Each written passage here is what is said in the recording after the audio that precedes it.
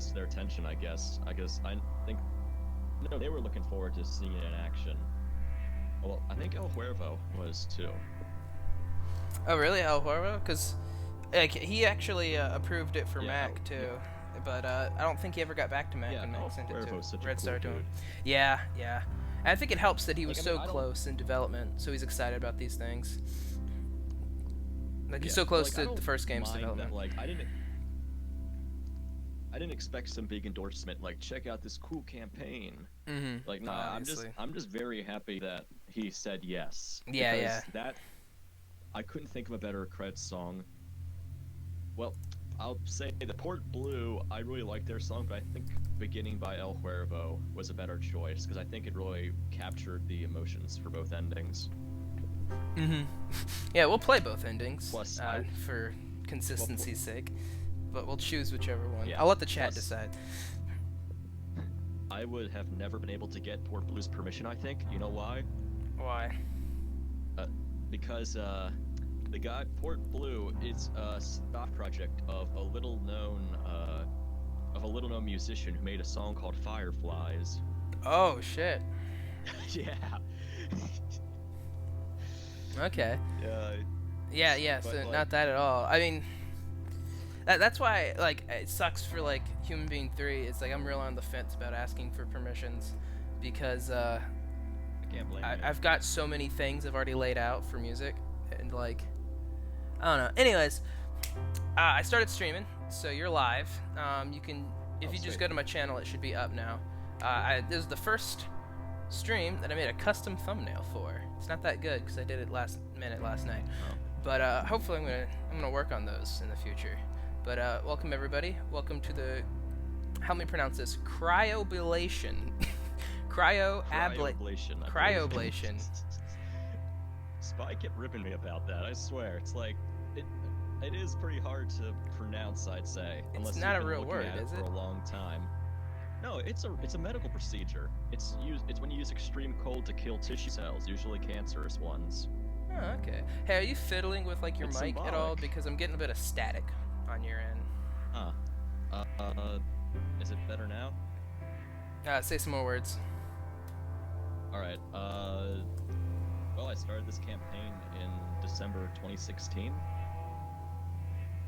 Okay, yeah, it's much better. Is there more static? No, you're good now. Well, right, which one's first, Destroyer or From the Cold? Destroyer comes first. Destroyer comes first. Yep, and there's two endings to that, but we don't have to go through both of them. Okay, yeah. No, I don't want to play through the whole level twice in a row here. But yeah, take the stairs of the cannon route in that one. Okay. Remind me that when we get there. Elevators, if you follow. Yeah, the elevators. There's a chance to get back on the stair route when you do the elevators, but if you follow them, you get the ending where you die. Okay, yeah, I remember doing that. Oh, I see the thumbnail. That is something. Yeah, I'm gonna try to like. I like it. Oh, what are you digging? I'm really digging the 80s stash and shades there. Oh yeah, that's just the. I've had that face sprite for a while. That's supposed to be me. Anyways. Started. Yep. No, just mustache. That was really cool. Well, welcome everybody. Yoss sounds decent. Oh crap! I just realized that the audio is overlapping. Oh yeah, you're gonna have to mute the stream definitely. I'm just gonna mute the YouTube audio.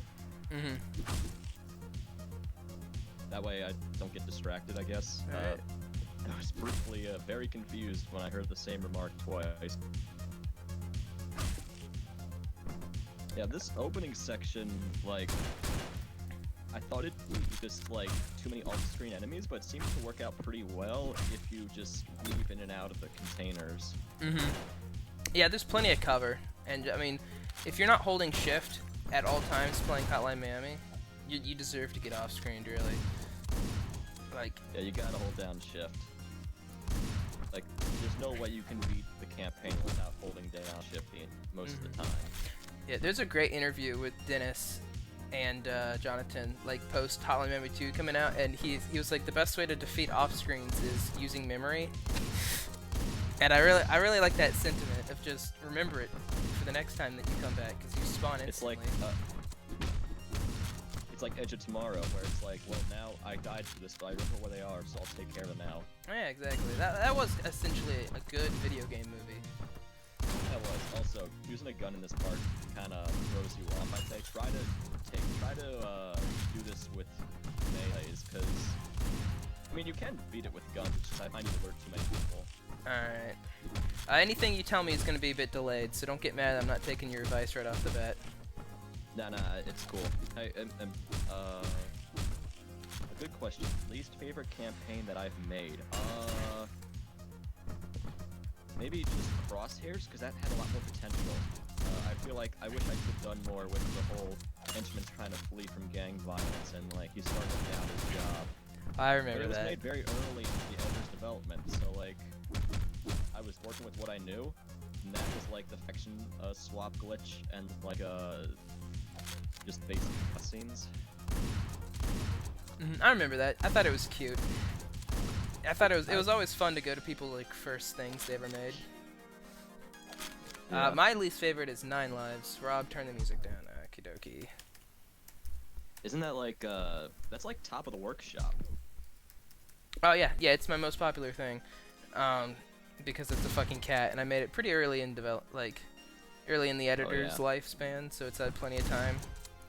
I mean, I don't dislike the premise, it's just the levels are garbage, because I was like, I gotta jump on this cat thing before anyone else does, and I just rushed levels in a weekend.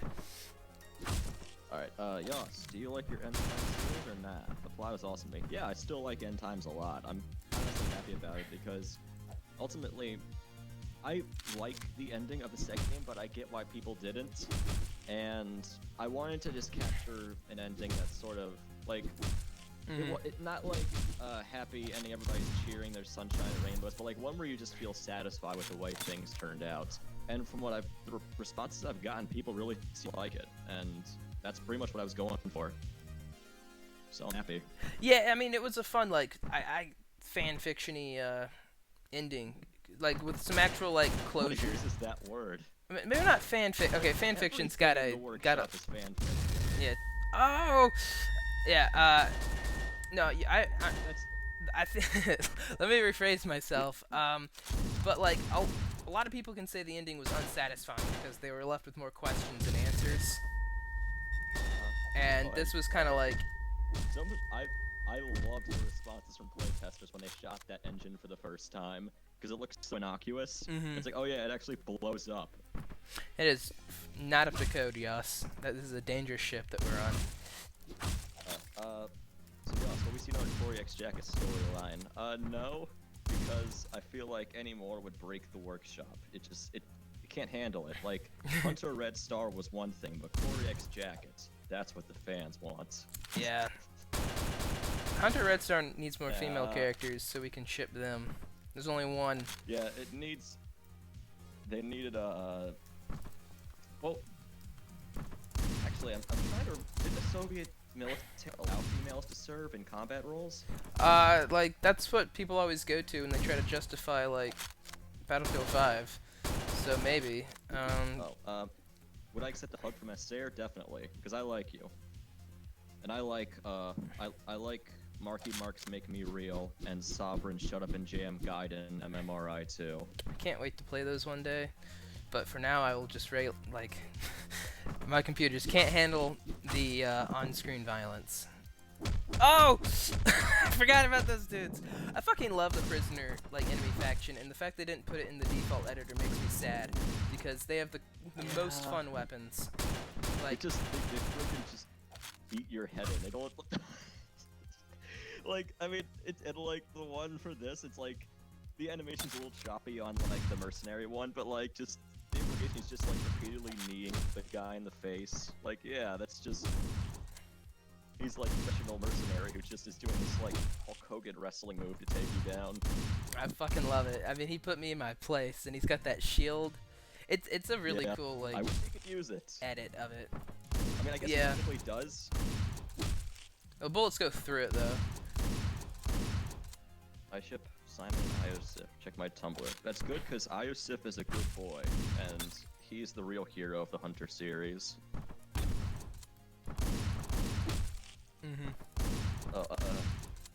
you gotten to you guys read? played have you guys played the campaign of there was like a Russian one and like I don't know if it's still up, but like I remember playing it in like summer 2016. Fuck. And there's like I don't remember much about it, but I remember it was sort of like a fan campaign, but in the end there was just the coolest thing where it was like where Tony, this cutscene, he confronts Petrov and like so like you think it's gonna be like, oh, he's just gonna punch him and that's it. Then like this in a shadow room, a bunch of mobsters come out, and then you have to fight them off. And then Tony walks back up to Petrov and he says, I understand because it was a Russian.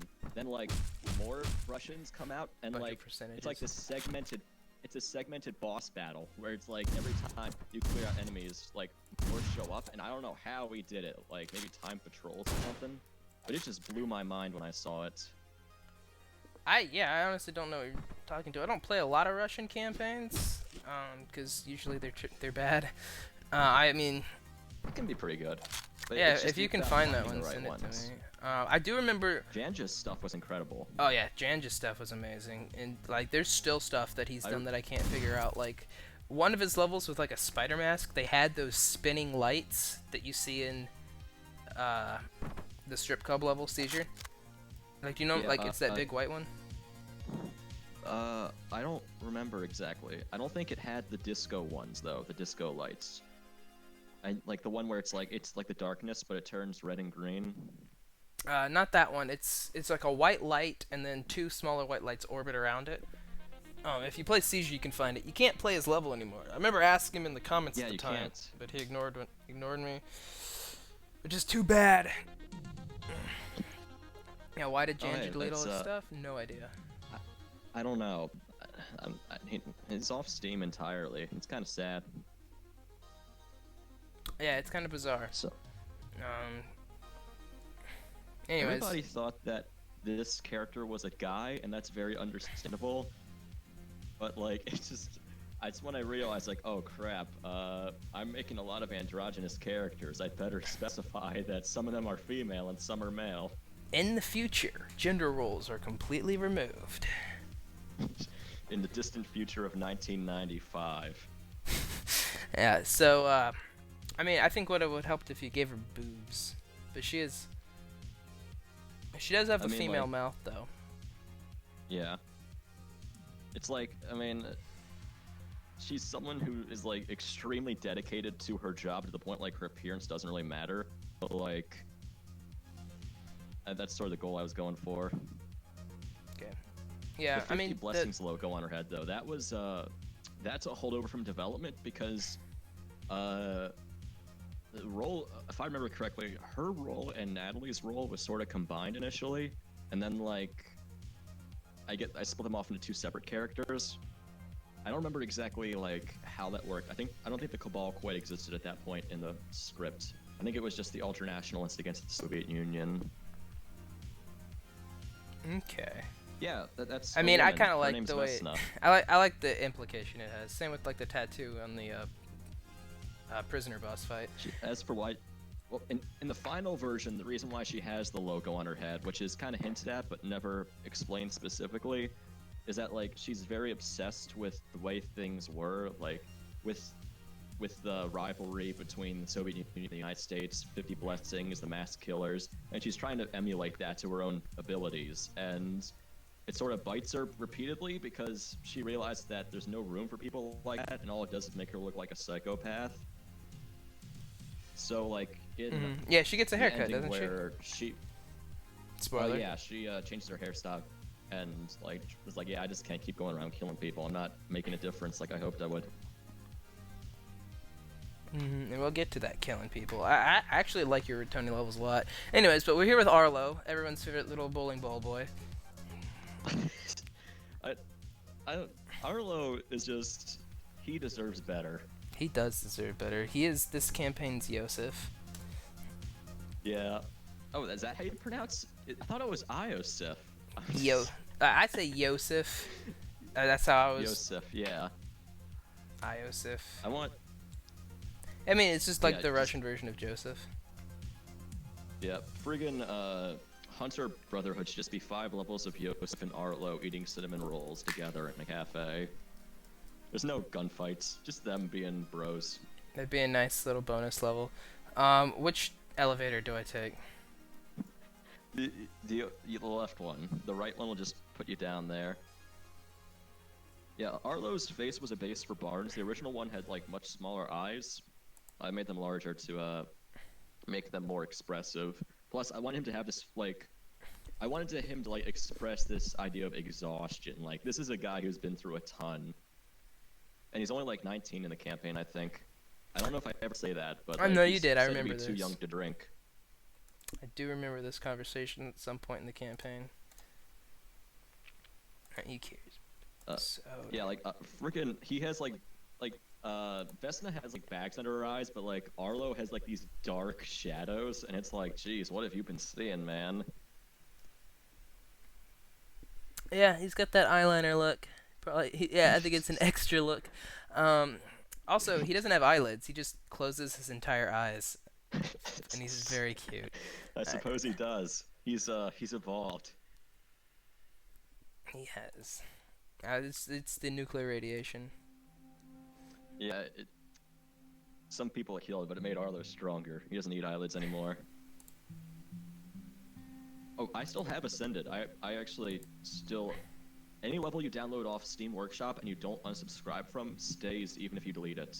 Oh, really? What's Ascended? Yeah, so... Ascended is this sort of No Country for Old Men level where I remember. He's got the suppressed shotgun. It's kind of like Snowfall, but like not in Russia. Well, I mean, it's hard not to compare levels of Snow to Snowfall, because that was kind of the one that established... Did that establish the precedent, or were there snow sprites before that? Well, fucking the snow... I mean, the very first Hunter also had snow. And that was like... Wait. Okay, wait, am I pronouncing Vesna wrong? How are you supposed to pronounce it? Vesna. Vesna. It's just... I'm more angry at myself for not realizing that, and like, I've been writing this stuff for like a year, more than that. It's like, how did this go over my head?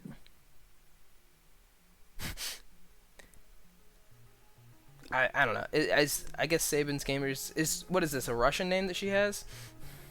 Yeah, well, she's named after this Eastern European woman who has survived the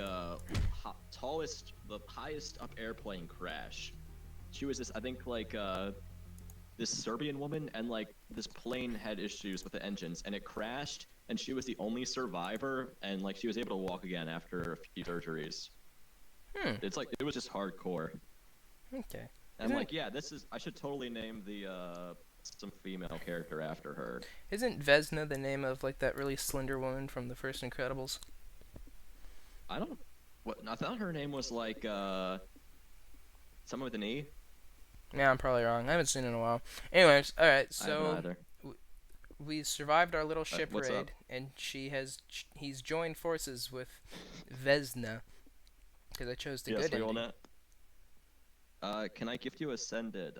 Oh, Edna mode. That was that was the thin or are you talking about the one with the white hair or the one with the glasses?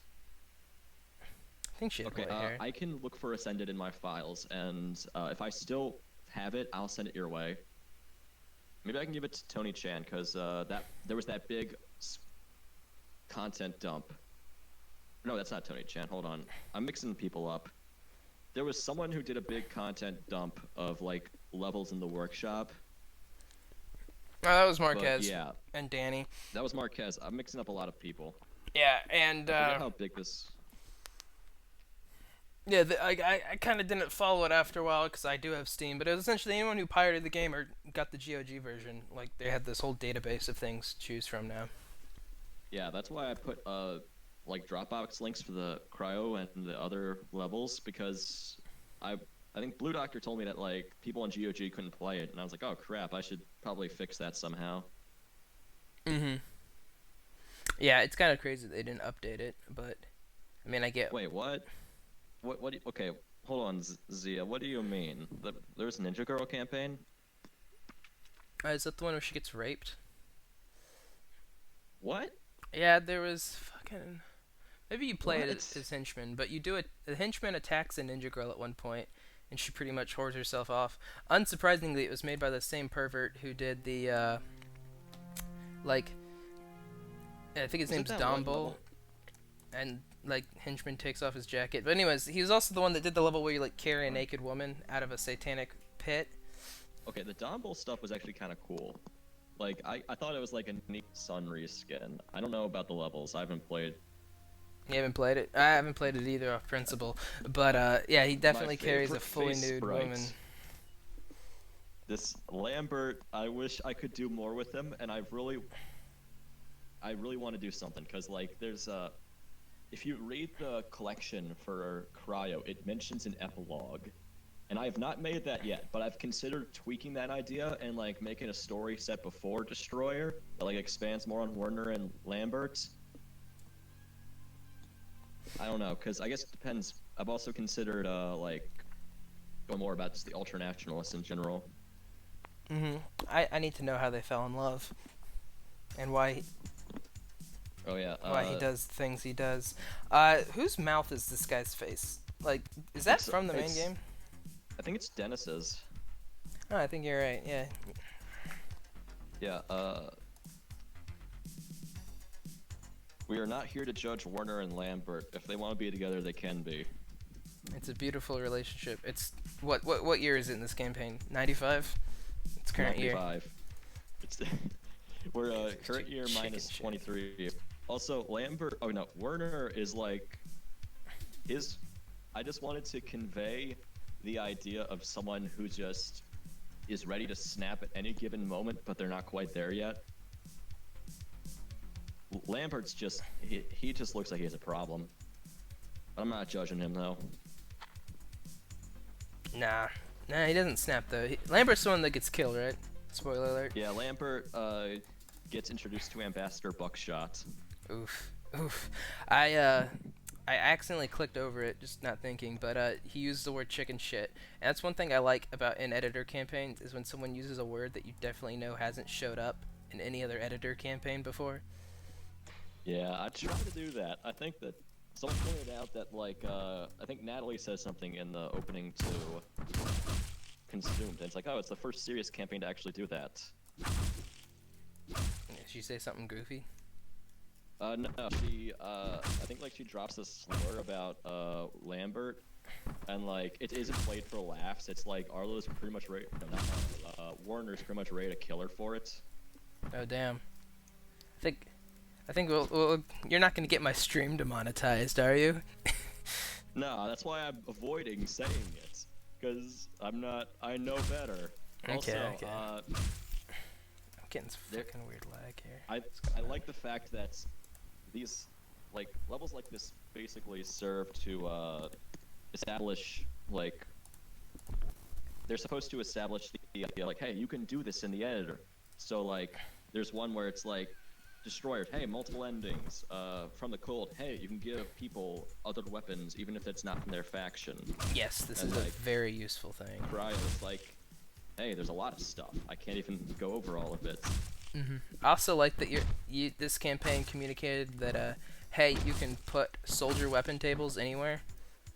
Yeah. And they fully And it's refill also like, hey, you can your start ammo. Beard out with just a knife. Oh yeah, that's cool. And they did that they did that to real good effect in the Red Star, where you, like the first floor is just. I mean, it's essentially the same concept, isn't it? Yeah, that basically sort of was. It was like where you start off with like the knife. You start off with the knife, and like you have to go fight your way to a gun because like you've been ambushed. Honestly, I could just gush about Red Star. It is just, it's so good. It's beautiful. I don't know if it's because like I didn't have many expectations for it coming out of Snowfall, or if it was just I loved it that much. Yeah, well, I think what was good is he improved on pretty much everything that Snowfall was lacking in, like boring setting and followable story. I still don't remember the story of Snowfall. I No can one remember does. Miami Falls, and I can remember I can remember Requiem, but I can't remember Snowfall. And that isn't me throwing shade at Mac, because he's a very talented guy. I think it's just there wasn't enough time spent developing Nicolay and Simon. I didn't really know much about them coming out of it. Although, with Red Star, that was like a total 180. It's like, hey, I actually care about guys a lot, and I don't want them to die. Exactly. Yeah, because they're given like mini cutscenes that just solely there to characterize them. And also, I think Red Star's biggest plot issue was some of the bigger plot points weren't ever shown on screen because they're like in his they were in the Patriot story. Fiction. Yeah. So which is good, but it's just like I feel like it should have been incorporated. Also, you want to know fun? You can cause the guy to the guy who's holding the pipe in idle position. If you lure him towards the doors and knock him down and execute him, it'll do the bugged sprites. Because that's technically a Colombian enemy. But he's in a position where it's very hard to knock him down. I wanted to take the notepad all the prison enemies in Cryo a long time, which is why Exposed took so long, because I put prison enemies and then fix some issues that were with them. I feel like I missed the gun part on this level. Thought you got your gun sooner than this. Am I wrong? No, you're not there yet. The cutscene happens before you can finally get your gun. Okay. And he refuses to pick up Kami AK-47s, I see. Yeah, I mean, he knows what he's doing. He's got a friggin' white suit taking down a bunch of Soviets in their territory. He doesn't need their Kami guns. He doesn't want no Soviet, he doesn't want no Soviet guns. He just wants his M16. Yeah, or the same shotgun, but we're gonna ignore that bit. Or the exact... No, we're gonna pretend that it's one of those KS-23s. Okay. That'll be our headcanon. Because that is a Soviet... That gun's got a really interesting story, because it's made from, scrapped AA guns, and it has, this huge barrel. Yeah, what shotgun is the Hotline Miami default shotgun based off of? I'm gonna assume the Remington 870. Okay, I thought it was something Russian. Rob, can you permit adding subtitles to your videos? I want to translate them for my compatriots. Maybe not the streams, because approving those individually, I doubt anyone's gonna want that much subtitles, especially for my broken, disjointed speech. But I might do it for the tutorial videos, so we can get more Russian levels. How long did it take to Yeah, good thinking. I like the fact that Lambert has a cigarette in this. He's facing the guns down already, execution style. Nice, it's that lady and Arlo. I think I played them out of order when I first did them. Yeah, you probably did. I tried to warn you how to take place after it, but not too many people read the descriptions from what I found. Oh yeah, not at all. That's why in Human Being I have people the very first cutscenes yo, go back. You probably forgot the music mod. Alrighty. Yeah, they have no death sprites that you can activate for Lambert's character, so I just did some trickery to make his wounded sprite show up. Lambert had MP5. MP5's a weapon you don't get to see enough. Yeah, you really don't. I know that, I've tried to sneak it into a few of my Jake levels, just because, I'd like to point out, hey, you can use it. Yeah, that construction site level had it. Mac worked it into Red Star, and, because, at the beginning of, that one where Joseph storms the prison, you can pick up this, AK-74U, and that is, using an MP5 as a base. Yeah, I think it also doesn't bring up the ammo. Yeah, it doesn't. It didn't seem to, I feel like they either were going to have a forecast for Jake, or the Irvin was supposed to give you the MP5 originally. Yeah, that would make a lot of sense. And then they're like, it'd be a lot cooler to have a nail gun. And they just scrapped the MP5.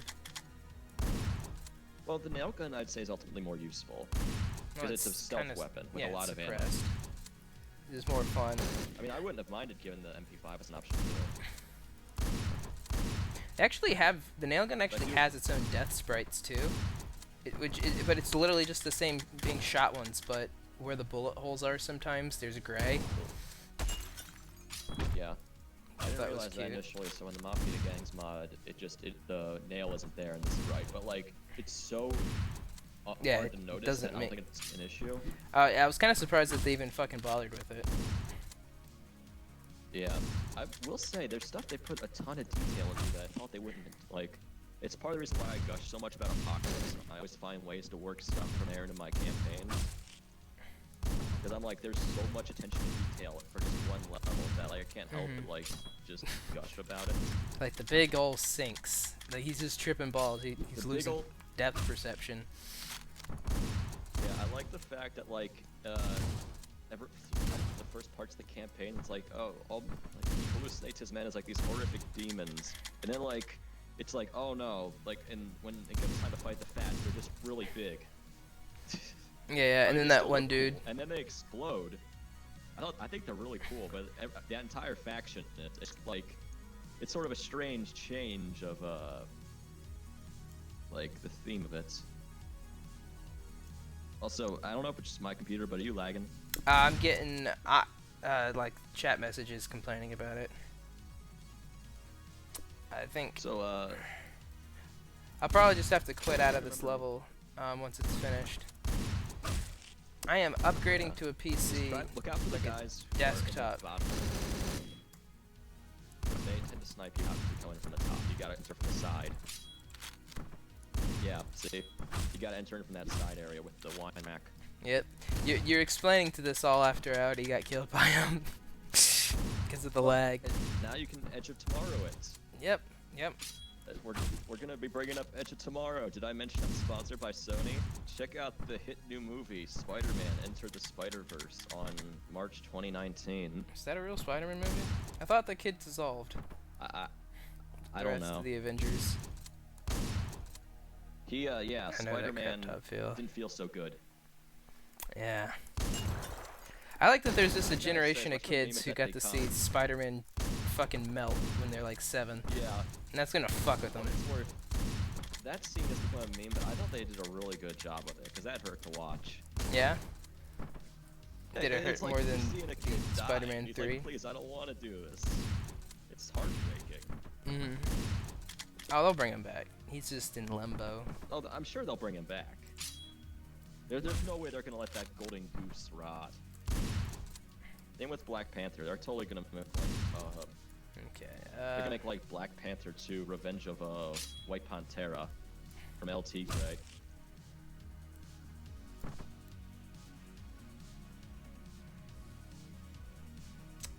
I agree. Is it still choppy, by the way? Just like us, we gotta stick together. Is it still Hey, no, choppy? just- yeah, kinda.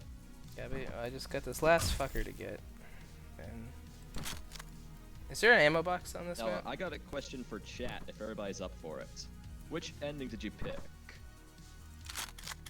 Assuming you've beaten it. If that's no big deal. I'm just curious, like, for the overall campaign, which ending did you go with?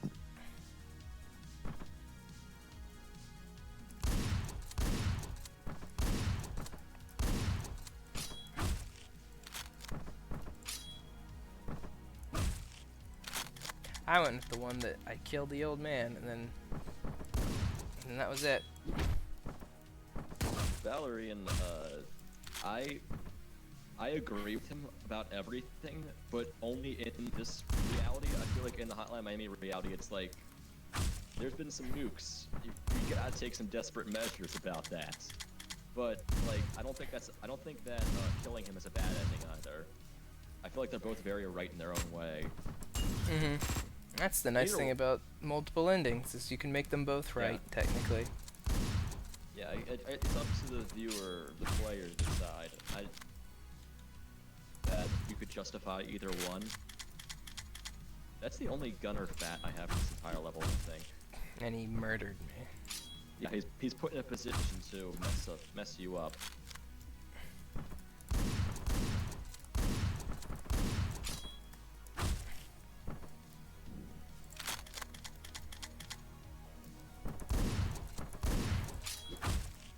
Yoss's Well, mic is a bit quiet. I could try to. Oh, sorry. See if I can. My mic isn't the best. It's like a $15 mic off Amazon that I got way back when. I think that you could say Arlo's happy whichever way the ending goes. Okay. I'm just raising the Steam chat thing, like in the audio mixer. That should improve it. I would like Arlo. He's very happy in Suppress, even though he definitely didn't want to hurt Valerie. And it's like he's surrounded by people that genuinely want him around and care about him, and that's what he's wanted all along. With Exposed, it's a lot more bittersweet because he's basically destroyed the connections he's been building up. But I'd say that Valerie still really cares about him, so he still is going to have someone to lean on and look after him. Is it wrong that I find Cryo a bit leached off from Redial? The civilian shooting in Russian outfits specifically. I can see where you're coming from with that. Well, I mean, they do have that's that fucking. Going on. I mean, you can't accuse of ripping off someone who. I mean, that's from the Call of Duty campaign. Yeah, isn't that? Oh, go to talk to Lambert. Don't leave the. That's. I don't think you really talk to him. He just kind of just dies. Come on, say something. Do something. Pokes with stick. Okay, no, you dead. Oh man. Yeah, they're both dead. Oh, long. Did you add floors? I feel like I've gone to more than 7 at this point. Oh yeah, this has like 8 or 9. Okay. That might be why we're getting so much lag. I was more taking inspiration from No Russian, just like with the opposite intention in mind, where it's like instead of any Americans did it, this time it's like the Russians did it. Mm-hmm. Really annoys me how your character goes over the helicopter blades. There's nothing you can do about that, sadly. Yep. Well, it's worked. The Call of Duty games get flack, but I love their Modern Warfare campaigns. series were really well written. Mm-hmm. I love all the campaigns, even the bad ones, because they're just fun schlock. Yeah, even when they don't have good stories, it's like, well, it's still fun to play. Yeah, like Black Ops 3, I can make people vomit with the touch of a button.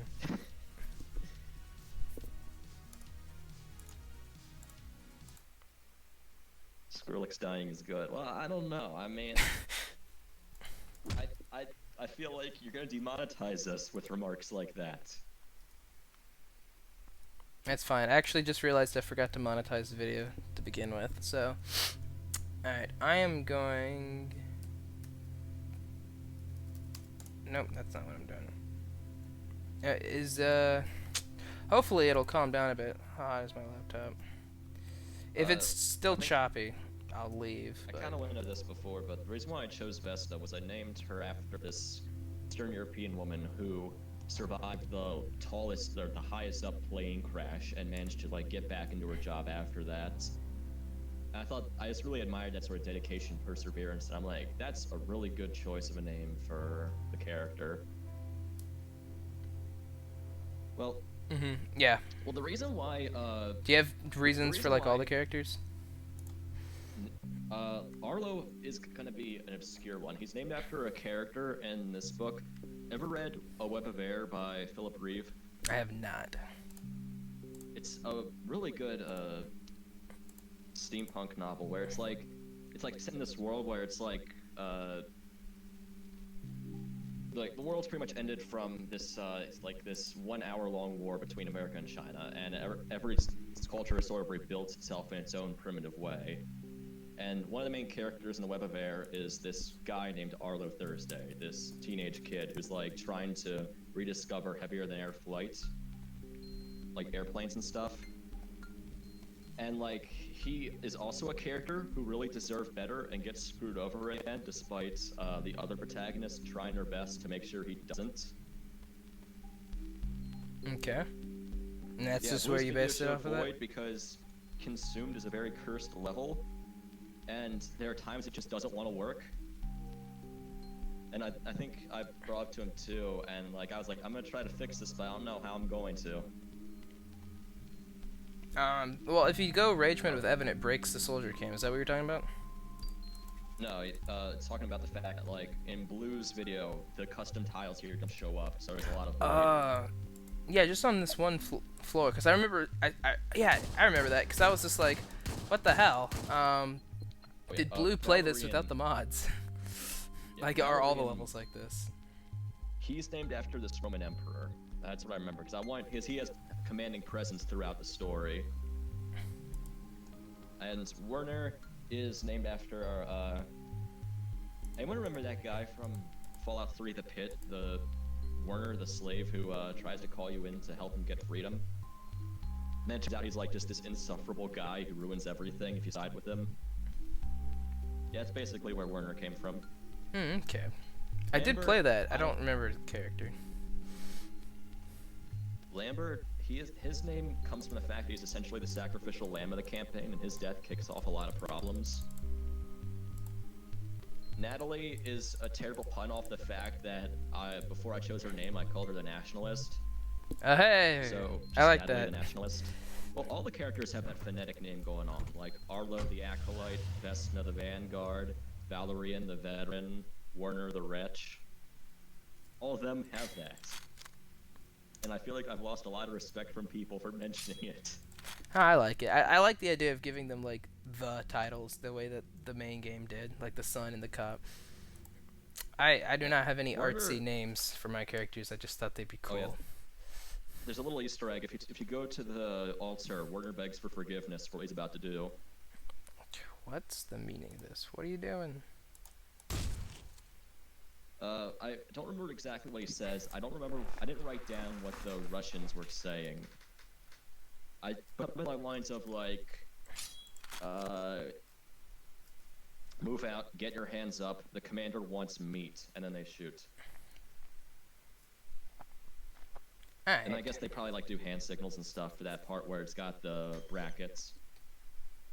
No English. There was, in this campaign, this level underwent so many changes, but I think because of those efforts, this is arguably, I think, the best level I've ever made.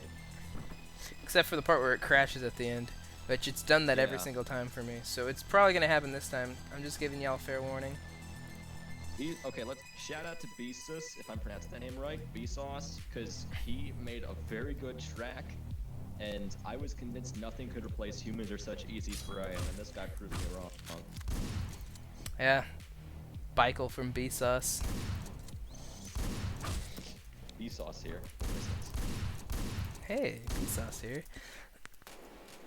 Yeah. I'm glad, like, one good thing that the, what's his name? With Lego being Jasper burned, as you said, was that all of a sudden we got like a bunch of really small artists like giving us music on the subreddit. Like we didn't have that until after.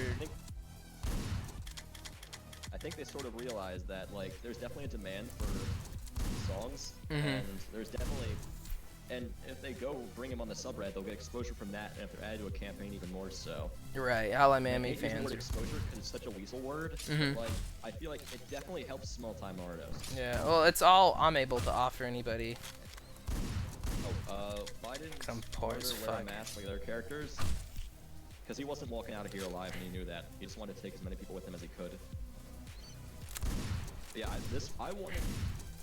I wanted this to be like D-level's Final Cut, because I thought Final Cut was probably the best level in Hotline Miami 2, and I felt like that was almost the peak of the game in a way. Early peak. I don't mean like peak isn't the right word. I think it's like I thought that presented the true strengths of it. Yeah, it's a good level. I was playing it yesterday, trying to get S rank on hard mode. It lived up to all my expectations for the game, and it really shined, and like it made you feel kind of horrified when you play, because you're not playing as some giant trying to do good. You're just this monster who's killing people who are trying to stop you.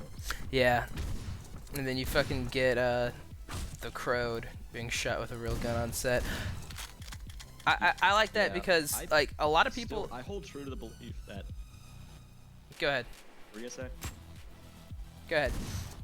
Oh, I was gonna say I still believe that Martin really wasn't an actor and that he was just hallucinating and just killing people. I mean, yeah, that's a valid they're theory. not cops. They're paramilitary guys who are basically law enforcers in the post-nuclear world. Like, they're trying to stop, like, the way they call it in, they're basically a military unit. Yes. What I was gonna say about Martin is that, like, since all the Hotline Miami 2 characters are, like, based off people's perceptions of the first game, I really liked Martin because a lot of, like, fan art and like, fan videos and stuff display, like, Jacket is just a serial killer, crazy person. And, like, that's not how Denaton envisioned him. And so, like, they made the Pig Butcher to, like, essentially portray, like, that's how the world views Jacket as this psycho killer.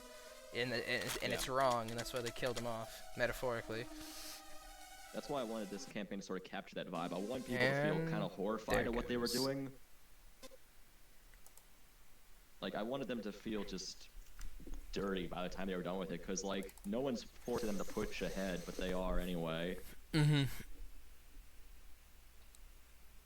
Oh, wow. Spec of line thing. I crashed. Yep.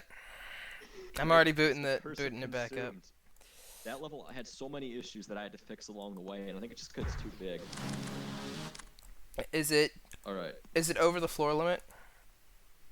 Okay, so thanks to Sabzin Gamer for coming out with a translation. The exact line is, "We'll dance on their bones. No one will walk away from us." Is that like a normal thing to say? Because, like, if I threatened to dance on your bones in English, someone, like, the person would probably just laugh at me despite being at the barrel of my gun. But is that like a common phrase in Russia? No, it's supposed to be a bunch of Americans trying to act like intimidating Russians. Okay. They don't really know, like, they're just throwing it out there, like, yeah, this is what hardcore Russian gangster would say. Boom. Alright, so I have never seen that outro. So do you want to describe what happens? Really? It crashes every time. There's no way to get to it. It's only crashed for me, like, a couple times. I don't know, man. I mean, I've got a trash PC, so... Well, okay, well, alright, before we start with the next part, basically it cuts to Arlo and Vesna in Cabal's headquarters. They're watching TV that's covering the incident, and, like, it's informed that, like, Werner is a Russian immigrant, and because the people there spoke Russian, that they're convinced that this was some Russian attack on the subway, and, like, ultranationalist groups are being flooded with application forms, and people are calling for war against the Soviet Union.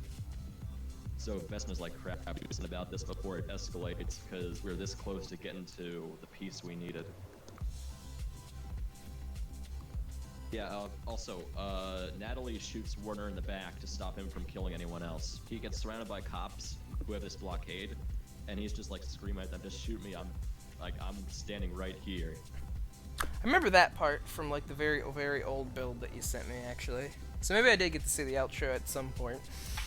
Well, back then, there's no subway in Seattle. Your weapon, but it turns out choosing your weapon has a much higher chance of crashing in the game, so I just limited you to the shotgun. Interesting. That provides a much better challenge. It actually works better in level's favor. Yeah, well, it's pretty close quarter level. The shotgun's just the best soldier weapon, hands down, so... Yeah, and you can like, full for combo fun. consumed 53 times. Nice. Alright, Jesus Christ. I know you can full combo, I think, 1/2 the levels in Cryo. I just don't, not all of them. Yeah? Like, what's the reason? You just can't get to it, or is there's, like, cutscenes breaking it up?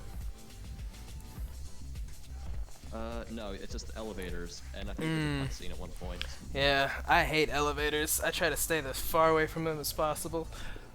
Sometimes you gotta put them in, though. Like, it just, the stairway doesn't work.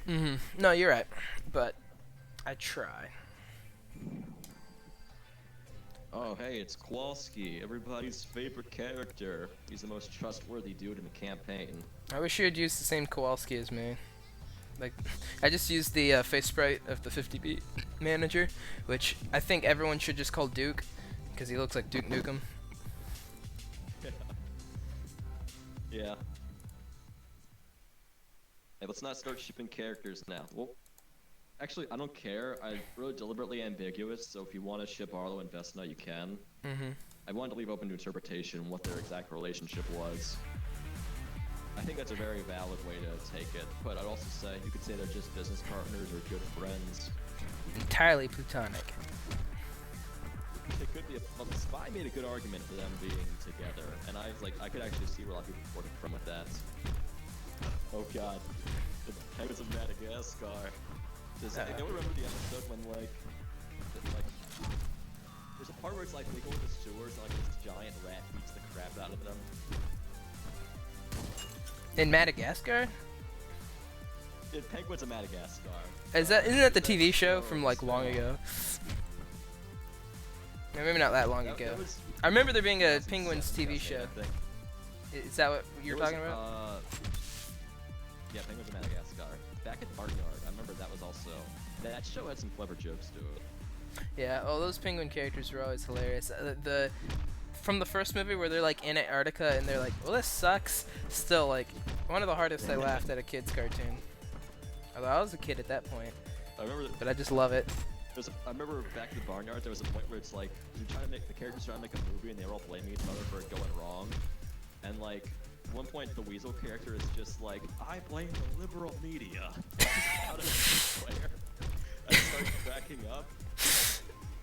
Jesus. Yeah, it's funny, like, all those old shows like SpongeBob and whatnot that we watched as kids, and now that the internet's a thing and everyone who watched your shows is older, all these like adult jokes that they threw in are being picked up on. Shout out to Manga Drive for making Omega Malevolence, which is this level's theme. I really like the song for this one. Yeah, Manga Drive, Game used 2 tracks. Not is it Mega Drive or is this a different guy? Manga Drive. Manga Drive. They didn't get back to me, which I expected. Yeah, they're huge. Yeah, Manga Drive is a small listing wave artist. The album I picked was based around like racing music, and I thought it did a really good job of capturing the atmospheres of this level. Oh yeah, I can totally see this. Yeah, I can totally see this is like a racing song. It's very 90s.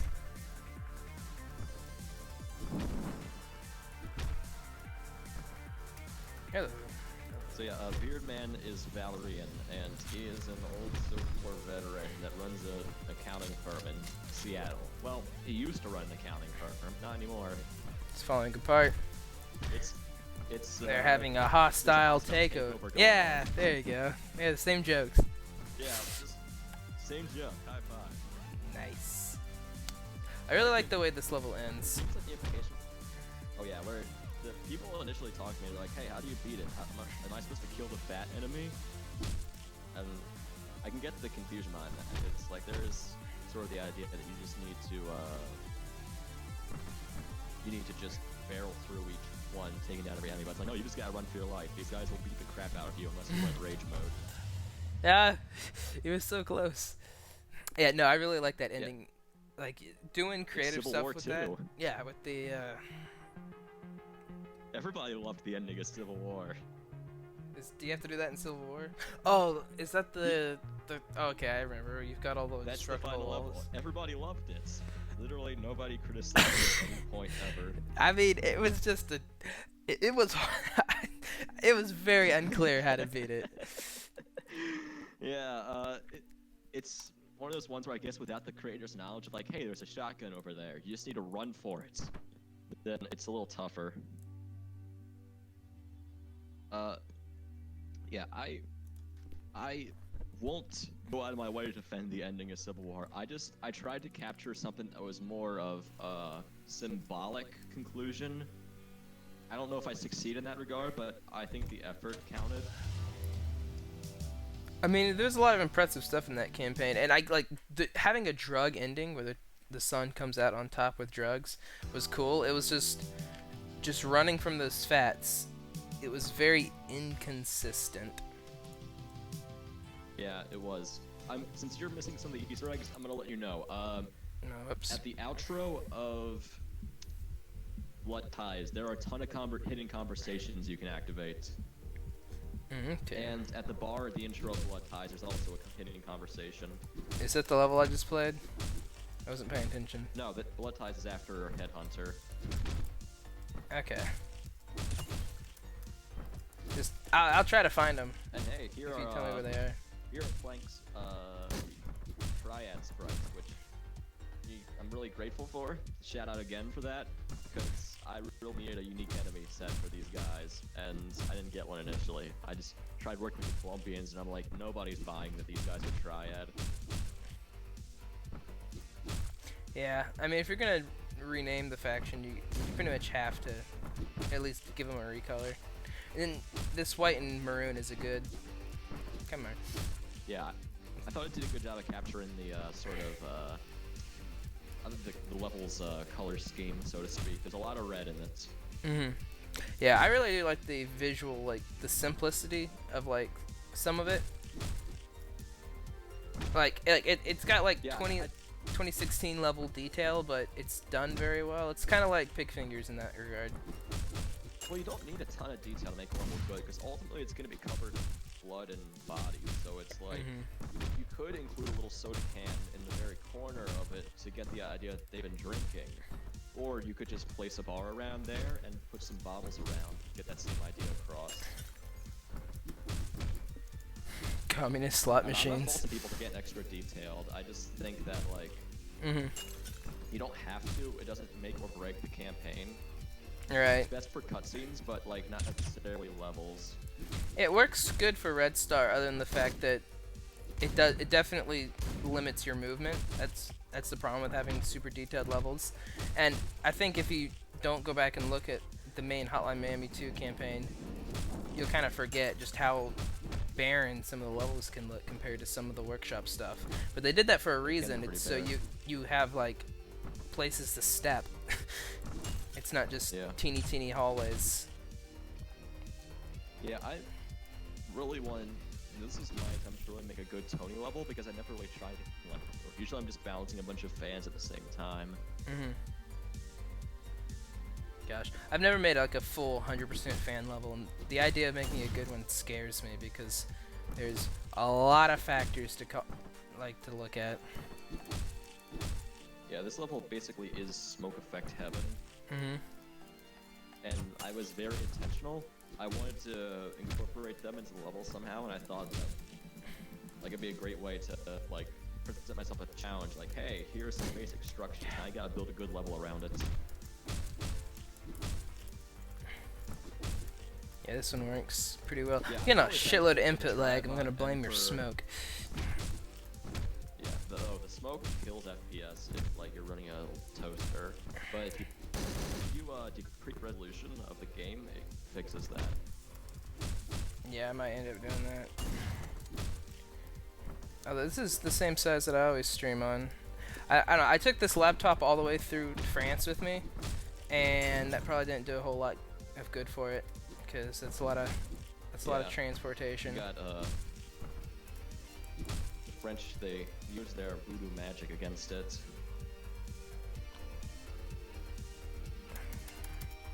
Sorry. Oh goodness.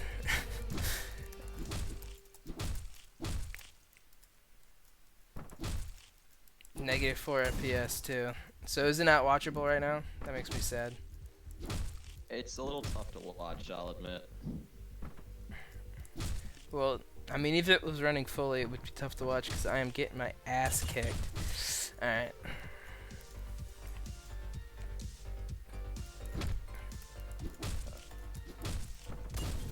Fuck. I do like, I like good Tony levels. I feel like if you can make it involve more than just baiting, it can be really fun.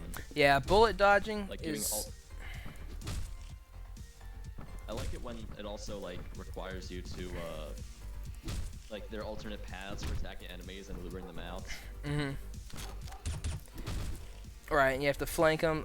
Tony Chan made a ridiculously hard one, I remember, where you really just have to dodge bullets, and like you have to know like ways to punch dogs without getting locked in that animation. Like get the hook, like do that hook punch. Yeah. There was a really fun one by him. It was like where it was like Mark has to get pizza for everyone. And oh yeah, true the friends. entire level just nothing but dodgers. Yeah, like I remember seeing that. It's like this is a trash level, but for some reason the writing's amazing. The jokes are really good. Check out that fancy ass idle animation. Oh yeah, this is also an attempt for me to say, hey, you can put different idle animations on idle enemies as long as I got the cutscene sprites for it. Mm-hmm. Well, literally, you can make any item. Are sort of like, yeah, any idle. Even the crazy animation of the mobster flipping out the end of Apocalypse and like throwing his hands in the air, that can be used as an idle enemy.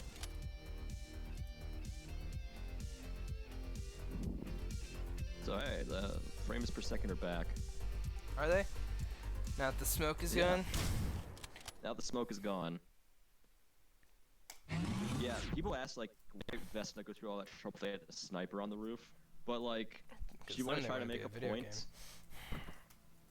Yeah, she wanted to try to make a point about how like, how ruthless she was and like how similar she was to the 1989 killers. And just get thrown back in her face because he's like, yeah, you're just a psychopath. You're killing people for the kicks of it, and she can't deny that. But like that's why she has the only level where you have to walk back. All the other levels end on a cutscene or they end at a different point than the start. Oh really? She's the only one who returns to her car. Yeah. So like you have to wade back through your destruction. Sort of like implying she's like reflecting on what he said and she's not very happy about it. No, I like that, I like that. I hadn't even noticed that that was the only one that you walk through with. But, no, that makes sense. I wish that the time to complete wasn't glitched when you end with a cutscene. Same here. But I don't think it fucks your score up. It probably does, because I know they use time to calculate that, too. I'm not sure, that's a good question. Vesna is built off the Colombian boss face. The way I typically handle face sprites is that I take one that'll be a good base, I strip away everything I don't need, and then I build up from there. Mm-hmm.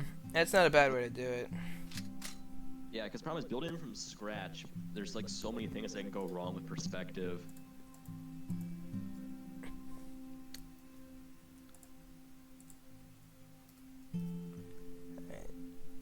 Is there an Easter egg on this level? No, it's just the part where he talks to the guy. You can walk through and like check out some other stuff on the floor, but that's it. The hell am I even going?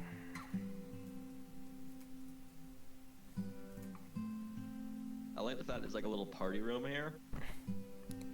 Yeah, they might be ultranationalists, but they know how to have a good time. They know how to throw a party. I wanted to I know that some levels did like one of those like dark color schemes. I want to challenge myself to do that while still making it look like good and easy on the eyes.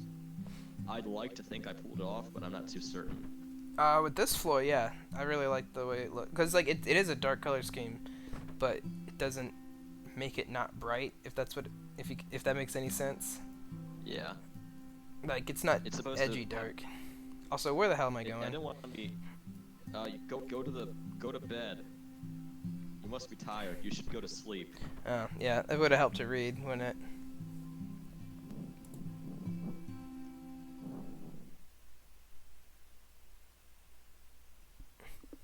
Also, there's a bunch of the I think there are a bunch of the juror sprites there. Like the ones where it's like the multiple NPCs on a single object ID. Also, I love this idle song along with the one that's in second level. Yeah, it reminds me of the Hub World song from the most recent Cold War thing. I think it's the Redux. Cold War Redux was so much fun. Yeah, I love the Hub World concept. I'm totally gonna steal it. The Hub World concept's really cool. Also, I'm gonna point out the fact that I didn't like Morgana at all. I thought Morgana was really annoying, and I thought he had no right to hate on Ryuji like that. Is this... What? Is this from the chat? Yes, I said something, and it's apparent, and like I guess now we're talking about Persona 5. Okay, I am totally ignorant on that. Well, I mean, there's not much to say other than that, like, I'm surprised that there's a bigger, overlap between Hotline Miami fandom and Persona 5 fandom than there is between Payday 2 and Persona 5. Because Payday 2 would fit better. Really? With Persona? Did they rob banks? Yeah, Persona 5 is all about, like, robberies and heists and stuff. There are some heists in Hotline Miami, it's just not a big thing. Yeah. I mean, other than the fact that, like, they had that one promotion, I don't know really why Hotline Miami and this game are linked up. It's not even the same publisher. But they had that promotion. Overkill were big fans of Hotline Miami, and they were like, hey, can we cross over? And Denton was like, yeah. Fair enough. Also, I've got an important question for the chat. Did Akechi do anything wrong? Because I'm of the opinion that he did nothing wrong. Oh, go to the bar. Why am I in a bathroom? Don't go in the car. No, it's too late. Yes, it's too late. Yes, I told you about this, bro. Damn it! I warned you. Just pay attention to the chat. Scene. With Postal, dude. Okay. I apologize, Yas. You guys will just have to play the level for yourself to find it. See, there you go, Yas. I just earned you like 7 more subscriptions. But why am I in a bathroom? Yeah, that's the real thinker question. This entire level is a massive GoldenEye reference. I want to be very explicit about it. Oh, okay. So how did Arlo get into the bathroom? Is it not important? Is it just there? Climb through the vents. Ah, I see. I was thinking, I want a level where like the player is trying to sneak through a vent and then he falls, and so he's just in the center of a massive like Blood Money type level. Yeah, He has to deal with that. Let's see. The whole thing of this level is that this started off like a separate project in like summer 2016. I wanted to recreate the facility level from GoldenEye, and then I kind of ditched it after a while, and I tried to reincorporate it into that Pardo in Japan campaign I scrapped.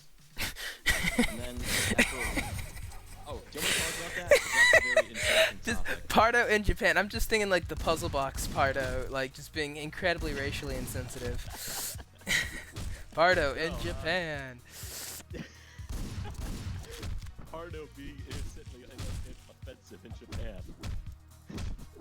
But no, it was like the campaign was like Pardo somehow flees from Miami and like tries to lay low in Japan, but he gets like, blackmailed by the NPA for like doing their dirty work and taking down the Yakuza. I had like a few levels for it done. And I probably could have finished it. After a while, I was like, this is just gonna be another campaign. I don't want to make another campaign. Fair enough. It could have been a decent one. I felt like it would have been kind of forgettable. Was it a serious story? I tried to make it, but there were some humorous elements. But aside from that, it was supposed to be kind of serious. It should be like Snakes on a Plane. It should be called Pardo in Japan. You don't need to like. It tells you everything about the campaign. Pardo in Japan. Yes. He's just got that stare. For it. I just called it Pardo in Japan. No, that's a perfect name for it, Yas. So, I finished a few levels for it. I tried to incorporate this one into it. So ultimately what I did was I released the Neo Tokyo Riot Police as an individual faction mod. They were meant for that. Oh, really? I thought they were from Miami Horror. Nah. I took the one where Pardo hits up a restaurant, and I modified that, turned it into Trump Wins, because I wanted to have a joke bubble ready for the election. And then what if, Gary Johnson had won? Gary Johnson won. I guess it would have been Gary Johnson, fighting, I don't know, aliens. You wouldn't have been prepared for that, huh? He's been. I would have had a contingency ready. Okay. Well, I think in the description you mentioned there was going to be an Alex and Ash, Hillary and Bill Clinton, and that was the alternate one where it was going to be Alex and Ash fighting off Russian hackers. But and there would have been a joke about Hillary's health and that the host sprite where she's bleeding out of her nose and her eyes are up in her head, and she would have been like, yeah, I'm in perfect health. I'm gonna take down these hackers. Did did that get made? Is that just sitting on your hard drive? Because I know the Trump was already made. I never got far with it because Trump won, and I decided to go with that. And it's like about them fighting the Yakuza in a Chinese restaurant. And they're sending their best. Huge. It was a very cute level, and is that your most popular thing? No, I think Born Again is, but no, Born Again is my most popular level. With I'd say good reason, because I'd say it's probably one of the best campaigns I've made.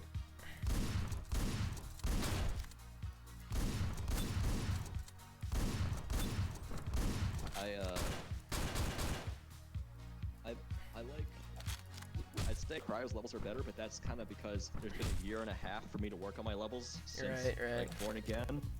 So naturally, there's better things there. I like Born Again's level design, but yeah, this is definitely an improvement. Although it is much easier, and that might not look like it because I'm struggling right now, but Born Again is like, I think mostly because Born Again has more open segments, and so like you really have to be on your toes when navigating around. This has more areas where you can like dodge into cover.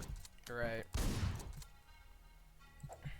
Did I tell you how much I like the color scheme for this? Oh, go ahead. Yeah, it's based off the GoldenEye, right? Yeah, but it's a very, very loose adaptation, and I remember Spencer took some flack for doing a remake of the SWAT 4 level for my Midnight Animal, so I spelled it out very obnoxiously in the cutscene. It's like, yeah, it's a chemical warfare facility in Archangelsk, and that's like exactly where it is in GoldenEye. Okay.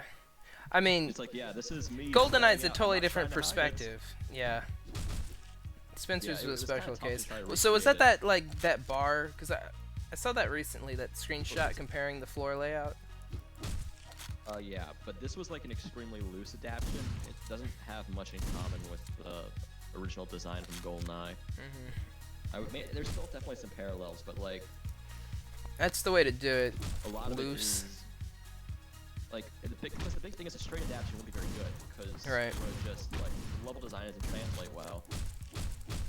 Exactly. That's what I found when I was trying to work on some painting stuff. It's like, this sucks, because they're clearly not built for the same sort of gameplay. I remember I tried to do my house as like one of my first editor levels in the beta. That was a shit show. Yeah, I'm making this sick level where I kill people in my house. I decided it'd be cute to have my house. I didn't have a whole lot of. I follow. But yeah, that was a fucking nightmare because of all the glitches. Remember, there's like when certain players picked up the pipe, it would just fucking get inhaled.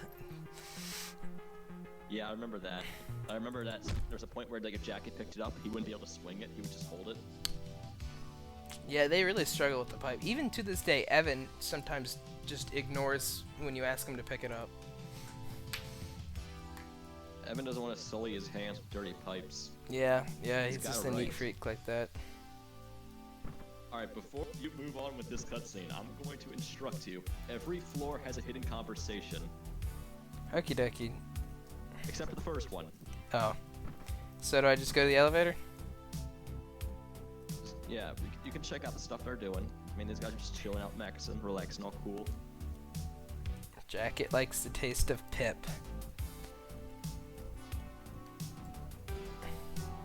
Hi, Danny. I'll stream with you eventually, Danny, but I want to upgrade my computer before we do any of your levels, because if I have to play Mammy Falls with this input lag, we will be here for the rest of the year. Nope. I agree with you firmly, Sire. I agree with you. Fuck off, you guy. Step in and change a thing. Is that it? Is that the secret conversation? Yeah, that's all. You just have. You just get that bullied. That guy was in the conversation in the intro to Blood Ties. Okay. Green visor guy. He was also really rude to Arlo, but then because he's like, "You killed all my friends, and you don't even care."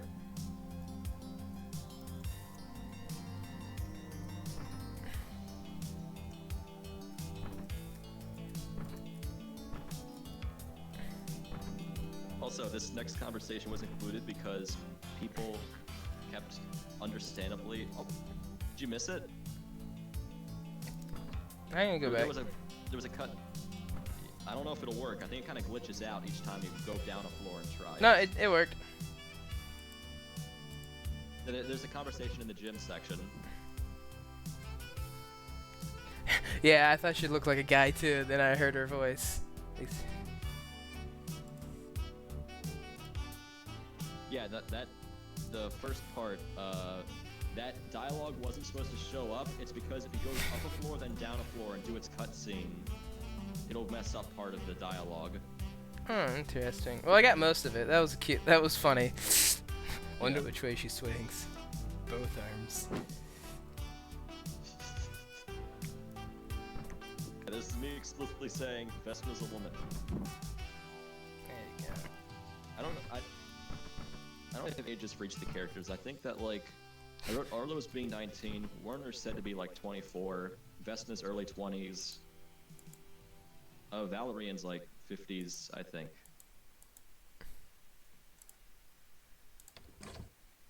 I just love all those dudes on the porch just chilling. Yeah, I like the one that's on the, like, the sun chair. And he's got his leg up. He's living the life. Yeah, he's on the Illuminati's payroll pretty much. Why not chill out?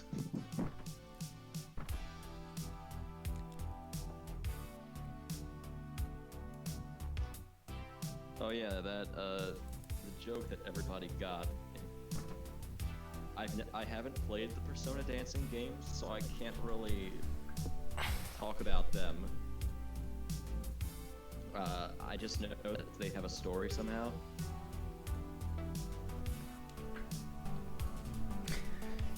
Is this like Dance Dance Revolution? There's dancing games about the Persona series, and I'm not surprised. That's not the rhythm games.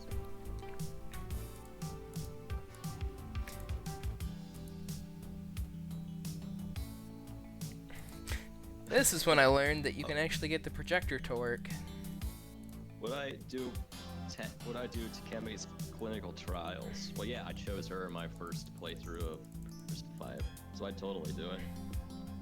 It's a Why are we Cyrus still talking about Persona? I don't know. It still keeps popping up.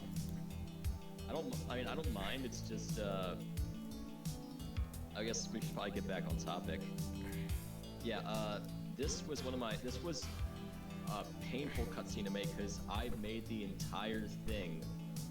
Wait, no, don't skip the dialogue, dude. Come on. Oh, well, we're talking. It's hard. It's too late. No. I am halfway out the building now, yes. Well, Arlo's is built off of Beta Face sprites. There are modifications made to it. Anyway, the whole cutscene, I made the entire thing, and then I didn't like it, and I didn't like what I wrote, so I deleted all of it and started over. That's fun. I wrote a lot. Well, because the big issue was, because the way the cutscene was made, you couldn't back out and leave whenever you wanted to. And that's what I thought people should be able to do. Like, if they don't want to keep arguing with the guy, they can leave.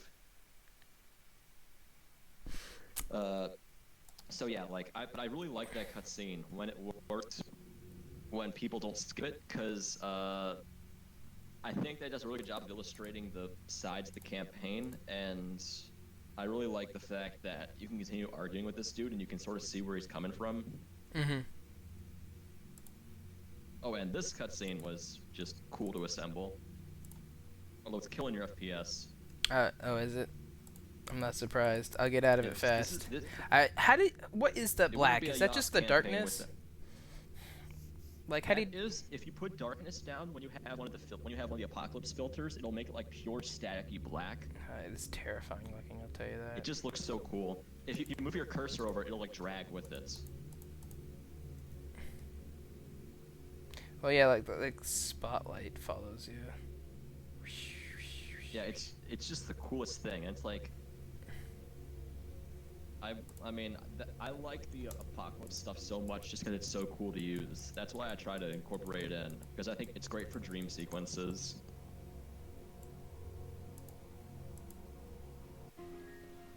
Mm-hmm. Yeah, not for combat levels, though. Let me make that very clear. Your OBS settings are messed up, so you're dropping a ton of frames.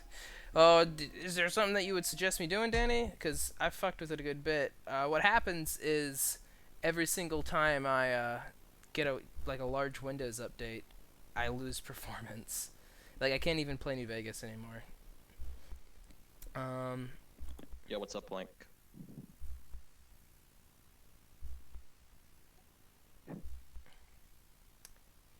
I don't know what to do. I mean, I thought it was good, and then apparently I read that like if you don't choose display, you choose game capture, it's better. But every single time I've ever tried that, it refuses to record Hotline Miami. It's just a black screen. Due to the placement of the floor, I wasn't able to have a black area around the level. I kind of wanted that to show that it's night, but it didn't work. Also, this is one of my favorite cutscene songs. I like the other ones too. Like, I just this was just, I guess, just the neatest. Ment makes some really good music. I also really like Broken Chip's song. And well, I didn't pick any songs I disliked. I liked them all. Oh yeah, Natalie's very obviously drunk in this part. That's why she's got the hicks. Yep, she's hiccuping. But, you know, every character gets a little humanizing moment like this, though, so... Yeah. I think it's important. Even the Cabal leader, like, there's that whole thing with Vesna, where it's like he basically adopted her because he thought she should have a better chance at life. Everybody except Kowalski gets a humanizing moment. Yeah, fuck Kowalski. So I lit him on fire in Just my campaign. Zero sympathy character. Hotline 2 can work with game capture, but I think it's a mess. I mean, I've fucked with it for a while, and it's just always recording a black screen. Yeah, Danny, if you have like a specific settings that you would suggest, that would be good. It's not working full screen, only when windowed. It works in full screen if I'm capturing display. I'm actually not playing in full screen right now. I'm wondering if it's the way I've set up settings right now, because all I did was just crop what it's being recorded. I use capture specific window. Okay. Who's up first stealth level? I'm not. Alright. Just remember, the shotgun is your friend in this section. Yeah. I'm actually gonna bitch about this, because in the early version there was 2 fats here and no shotguns. So you started out this level like you start out this level with like this creative little like, no, you got to deal with this. You can't just shoot them. But now I can just shoot them. I liked it, and I'm stealing it. Send a ton of enemies your way. So I can handle it. Prepare for them. This level's running better. Is the frame rate better for y'all? It doesn't. Better. God damn it! I'm so mad. Because at one point I had a great setup running. My experience playing Sovereigns. Oh yeah. I think I got 5 FPS on that game. I am gonna fucking probably after the stream PC's a ends, I'm gonna toaster. get a new PC, because like it took me a long time. Like the reason I didn't buy a new PC for so long was I wasn't sure if I should get like a new gaming laptop or a desktop, but I think my big issue is that. Go ahead. I just don't have the room for Oh yeah. like I don't know where I'd store like a big gaming computer. Yeah, I've not got the greatest setup either. I can't go under my desk. My desk is too small. Yeah, just put it to the side. Be loud as fuck though. Like I don't even keep my Xbox turned on at night. The fan keeps me up. Shit. Yeah, I can understand that. The original version of this level, I don't think there was snow on the ground. I think that was something that was worked in. Yeah, it was this guy down here. He was the first shotgun you can encounter. So like, you had to juke some fats. I thought it was a really cute way to do that. Did people complain about that though, or did you just choose to remove it? Yeah, I don't think it's too much of an issue.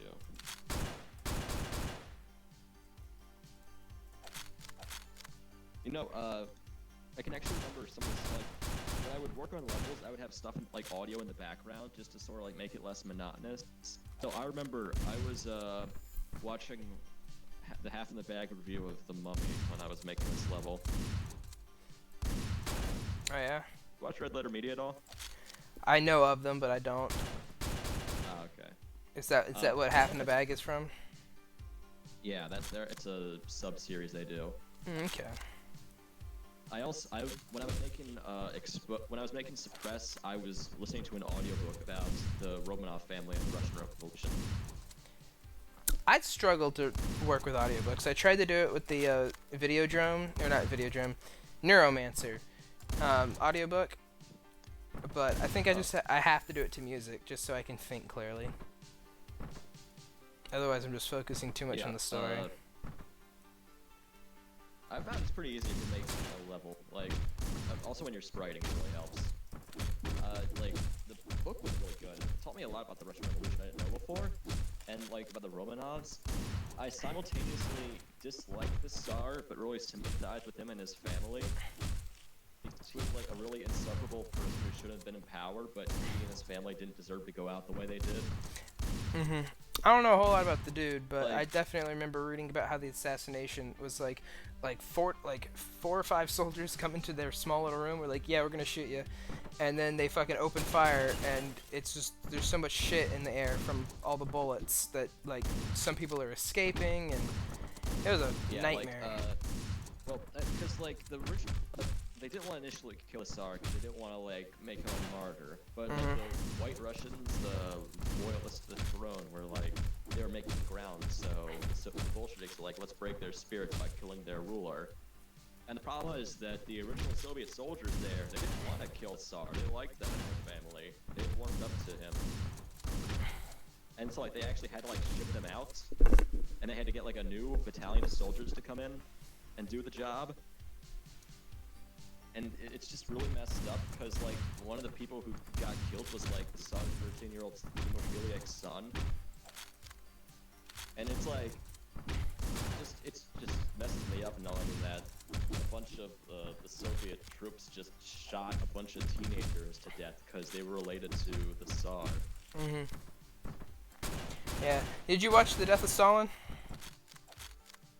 No, I never did. Good movie, but it's not about that specifically, but it's still about like the Soviet political climate, like obviously after Stalin dies, and like the insanity surrounding that. And it's a really good comedy, but it takes when it gets real, it gets real. Oh, I'm sure. I remember reading that the original people, the guys who found Stalin dead, they were terrified to report it because they didn't want to seem like they had done it. Mm-hmm. So they were like trying to figure out, okay, how are we gonna present this?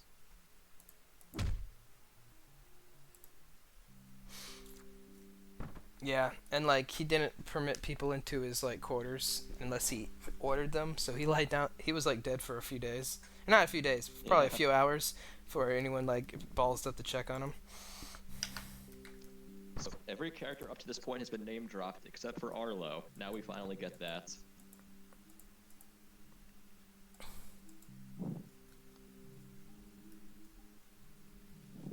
Oh, Arlo hasn't left. I thought he just went to the car. Yeah, let's just assume Arlo went to his car, grabbed some stuff, took off his mask, and then walked back up here. Ah, okay. That's why he just turned on the car to heat up. Yeah. I finished some combat maskless Arlo, but like with the Cabal uniform, but I didn't really finish them. They were only meant for cutscenes that didn't work. Okay, I thought he had a mask the whole time during the 2017 build. The 2017 build, he was always in the Ultranationalist uniform. Spy was the one who suggested that he should be wearing a uniform like the other Cabal guys. Okay. And I rolled with it because that was a really good idea. Arlo.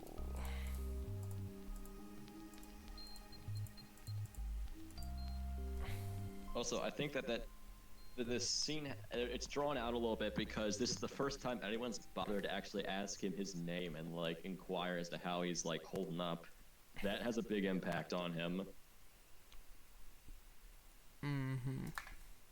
Yeah. Otherwise, before that, they're just like, "Come on, new guy." Hey, new guy, do this, do that, and then he's like, "Oh, hey, what's your name? Can you work with me on this?"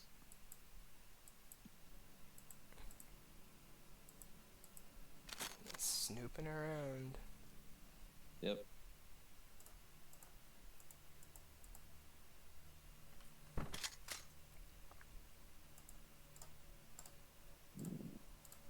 I remember testing this level for you without the proper tile mod. It was a fucking fever dream. There was a massive amount of void with a few things here and there. Well, I had like the human being tile mod on, so it was extra yikes. Oh jeez, I can only imagine. Arrow keys, do it. Do what you're supposed to do. Oh boy. Okay, I bet you guys are getting a lot of lag right now. I'm with Juan on this one. We need some wholesome Yosef x Arlo fanfics. Only wholesome though. Nothing degenerate. Yeah, only wholesome. Only wholesome stuff. They just become friends. They just become friends. They go out.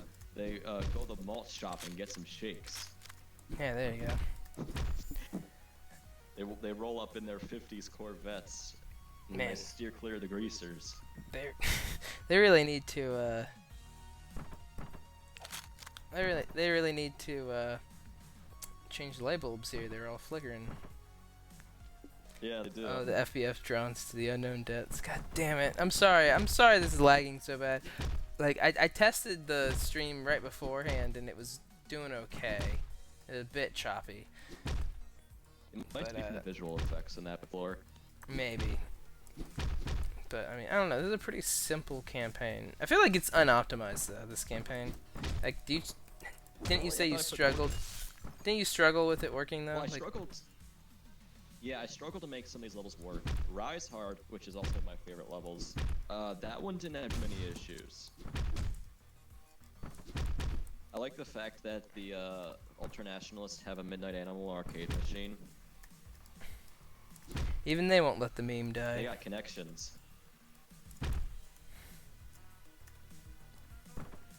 Come on, Well, yoo-hoo. If you want to be technical about it, I'm not opposed to recolors. Valerian is sort of one, unless you go into Rage mode.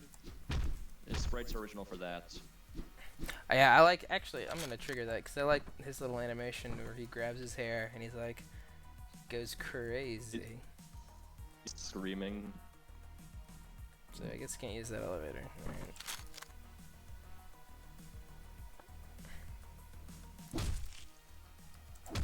Yeah, like, oh yeah, they also have an Undertale arcade machine, a Hotline Miami 2 arcade machine somehow. That's a great game Matrix. I think there is a Hotline Miami 2 arcade machine, or at least a Hotline Miami 1 arcade machine. There was in the first game. In the second game there wasn't one, but there's also there's one for in the Redial mods.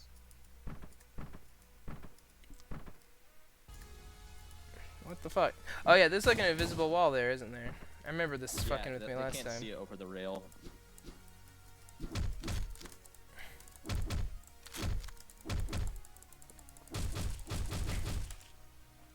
Yeah, you better be careful, Plank. Your mom's gonna freak if you act like Jay Leno's Joker.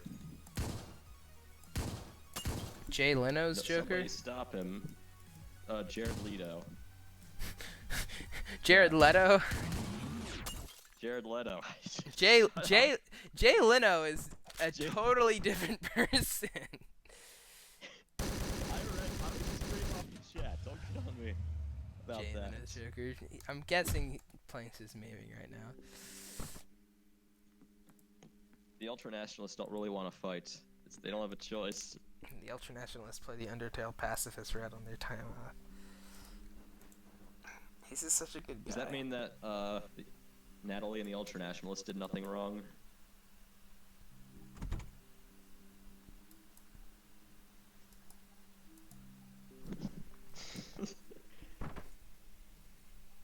Yeah, I think Valerie's also a very wholesome character. Jay Leno's Joker.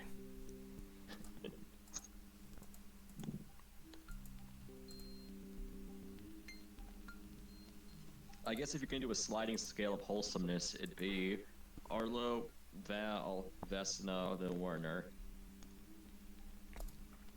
Where does Yosis stand on that? Before or after Arlo? Well, I guess depends if. I guess if you really want to look at it, there's nothing in Cryo that contradicts Red Star, so. They're clearly canon. Yeah. It's the squeakquel to Red Star. Cryo. Red Star squeakle. Alright. Ice Age 2. Ice Age 2, Revenge of Jafar. John Lennon's Joker. God damn it, guys. Okay, who would win in a fight? John Lennon, Vladimir Lenin, or John Legend? Vladimir. Yeah, these sounds Russian. Probably fight. If you want, like, there's nothing in this that contradicts Born Again either, but, like, except for the fact that, like, 50B gets brought up only once, and then it gets cut off immediately after that. I don't think they bring up 50B at all in the other... Well, I guess they bring it up in Patriots, right? I haven't really read his, like, fan fiction. I don't know. Well, the Patriots, there is 50B. Like, it's one of those situations where the operators know about 50B, but they don't do anything about it. Okay. And, like, it's like, there's the Cougar and the Eagle, and they're, like, I think they're doing the jobs willingly. Or, like, one of them is doing it willingly. The cop is... Okay, the cop is doing it reluctantly. I know in the last chapter, he, like, was gonna flee the country. Okay, yeah, I remember that from the comic from the subreddit. Yeah, this level was also for the Pardo in Japan campaign, and that got reworked. There was originally a horrible bug in this level that I didn't account for, and it forced me to stop publishing the campaign to fix it. Damn, what happened? There was a shotgun enemy right near the door, up parallel to where the guy reading stuff was. And if you ran too quickly into that room and let him kill you, you would be permanently locked into a state of death. You would respawn to shoot you. It was the worst thing, because I was so close to publishing the campaign. That's a pretty easy fix, though, right? Just take out that dude? It wasn't an easy fix, but, like, I was 7 levels in, and, I didn't want to start over. Also, the bathroom corners are there. I'd like to point that out, because late in the campaign, I incorporated quarter modding into it. So, did you do that with the notepad? Because I've never even fucked with it. It's very, very tricky with notepad, but it's doable. You just have to, like, make sure that those corners are the very last corners you add. Yeah, that's why I haven't fucked with it, because I plan on changing some of my levels. Probably good to have practice. It might be better just to, like, mod corners themselves, like, where you, like, paint them into a different something else, and then just from there, like, change them into, like, if necessary, use some of the extra walls that you can notepad in. Mm-hmm. Yeah, like, maybe not give a shit about the brick corners, like this screw up there, but do it for, like, the important ones, like the bathroom corners there, and the, railings. This is the hardest stage for me. Oh, yeah. In, like, the whole game. It is a challenge, but I made sure to balance it. I thought that it was pretty reasonable. Also, this level is the only one where, like, there's actual 50B, like, logos and stuff there. Again, tying back into her whole attempt to sort of recreate their, atmosphere and, like, what they've been up to. And, first try. She shouldn't be doing that.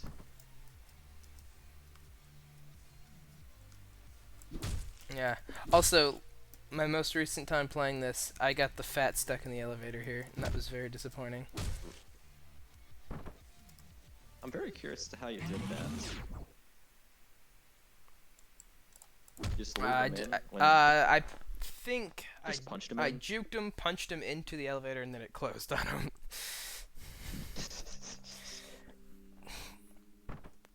But I do like the idea of dispatching your enemies by just throwing them into an elevator and sending it upwards. Real wholesome hours. I remember in Injustice 2, Batman has this like special move where it's like he like throws an enemy down an elevator shaft and drops an elevator on them. Oh, that And I kills was like, people. I guess that's a non-lethal elevator. No, Batman, that kills people. No, when I fight enemies, they get tired and they go to sleep. Oh yeah, I miss those things. But that dude actually went on to make like Pete Holmes, like he left College Humor and actually went on to make some great shit. Like he's got a Probably a podcast good right now. thing. Yeah, College I don't Humor think- isn't what it was. I don't think anyone follows him anymore.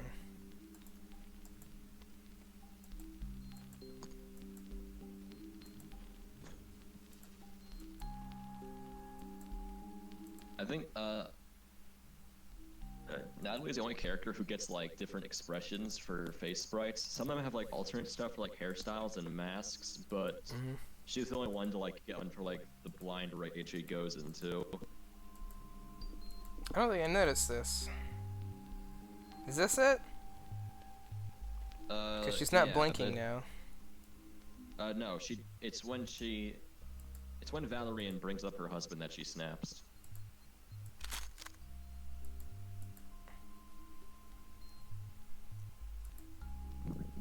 I'm pretty sure Like this she is stops it. blinking. Yeah, she's not that's it. blinking. Oh yeah, you're on a delay.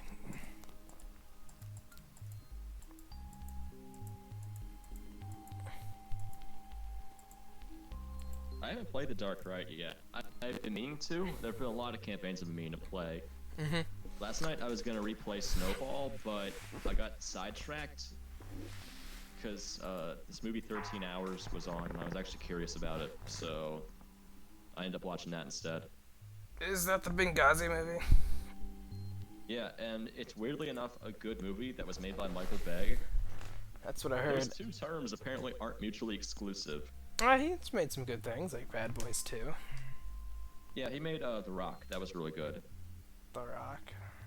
Not the actor. That was the one where it's like, no, it's like they're on Alcatraz, and like it's been seized by this like Yeah, the rogue remake. unit. Okay, yeah, The Rock. That was like I think a remake, but I don't remember. I actually like the first Transformers. Like, I get the human parts are pretty dumb and cringy, Yeah. but you know, it was a fun enough movie on its own, and then the I rest, thought it was pretty good. the rest just, I don't know, it just got boring watching all that CGI crash together. Yeah, it just became like China. It just became too much. Like the fifth one, like there's like giant ships and everything, and it's an eyesore. I actually feel bad for Natalie in these parts. How'd she lose like- her eye? That was never established. I'd like to believe that it probably happens during those anti-Russian riots, like what happened with Jake in the prequel comics.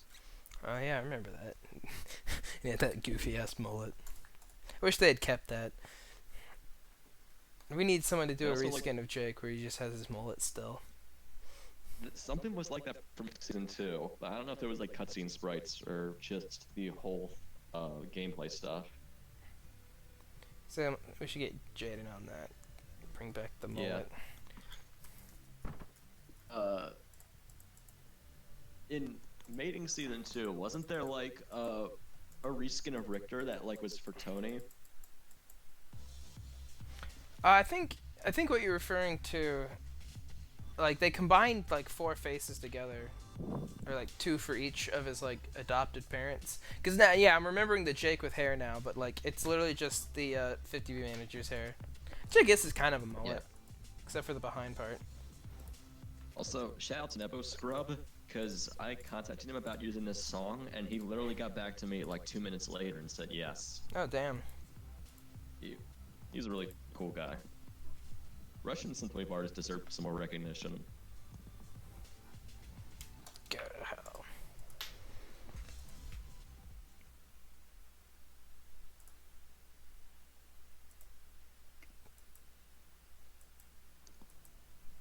Rob, how do you personally rate The Dark Rite? I think it's like a puzzle box campaign, but a little bit more, couple extra little bells and whistles like the POW and Kaput. If I cared enough to do more with it, I definitely could have, but I don't know. I'll do a Dark Rite stream at one point, explain the development cycle on that one. It's the new cherry bomb of the workshop. Is it? Is it that big of a meme? Yeah. I didn't think it was that big of a deal. Like, I'm like, yeah, it's got some issues, but like, you know, enjoy it for the jokes, play a bit of Evan, and then go about your day. And then everyone's I like, haven't actually played it yet. oh, you haven't? Okay, well, I mean, No. it's some pretty simple Evan levels, and then what I thought was a hilarious script written by Puzzlebugs, and I still like it. And I don't know, it's like, it's not Red Star, I'll tell you that, but I mean, it's fine. It's serviceable. I mean, we've gotten a lot worse on the workshop so that's why I was confused that everyone was freaking out at it. Strap on Jake. Yeah, people like Kung Fu and like on Discord and Father just getting real asshole about it.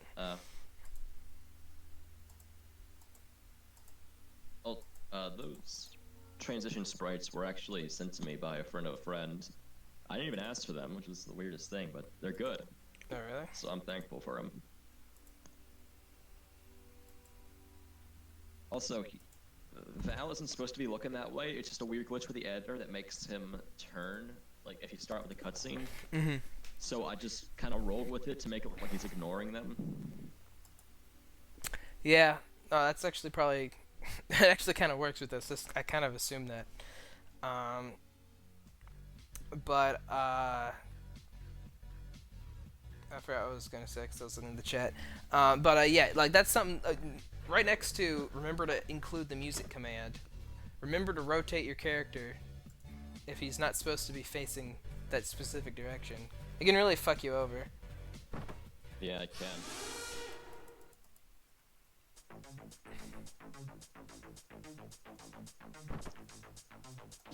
Well, the whole point that's supposed to humanize the Cabal more, so they aren't just drones following orders. They're willing to help people out, even if this does kind of hurt them in the expose ending. Yeah. It's like... that one dude fucked everything up. He's the, who was that character from Hunt Down the Freeman, who was like the, Spec Ops guy? I did not focus on Hunt Down. You fucked up my face. Come on.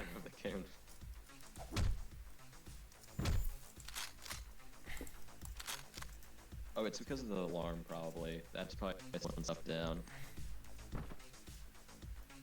No, stop lagging. Yeah. Well, this one was the very last level I made for it. I didn't make this campaign in chronological order, so this was the actual last level I made for it. Okay.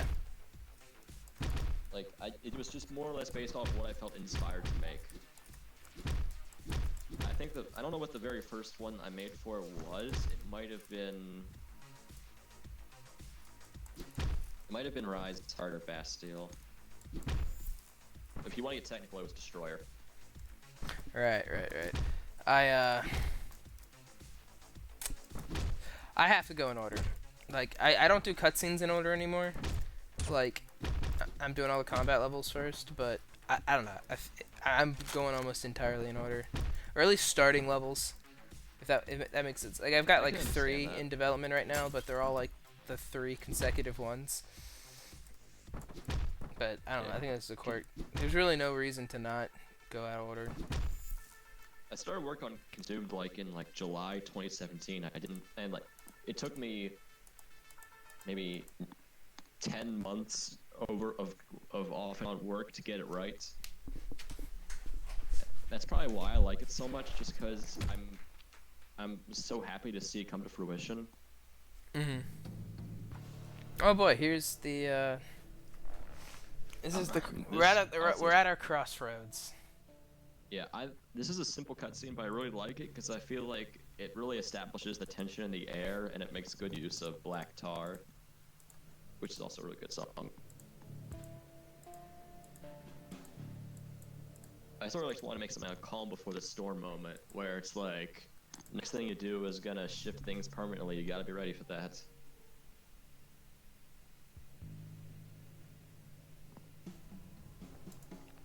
So this is where I make my decision, right? What ending?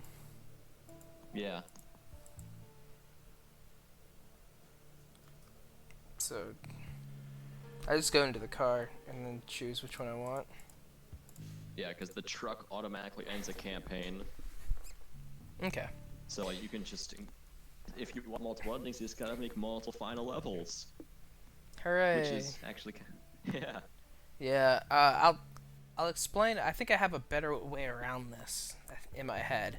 I'll explain afterwards. But I do like the idea of like having a choose your own adventure campaign. It's sort of limited, I'd say, to some degree, but it still works as long as you're willing to make the extra levels for it, extra floors. All right, so Beardman or not Beardman, guys? Well, chat. I guess it's just a choice. Do you want the Beard Man or do you want the Russian chick? Well, Beard Man's Russian too. Whenever I hear Black Tar, I just expect to hear Wah Wah blasting me for 2 seconds.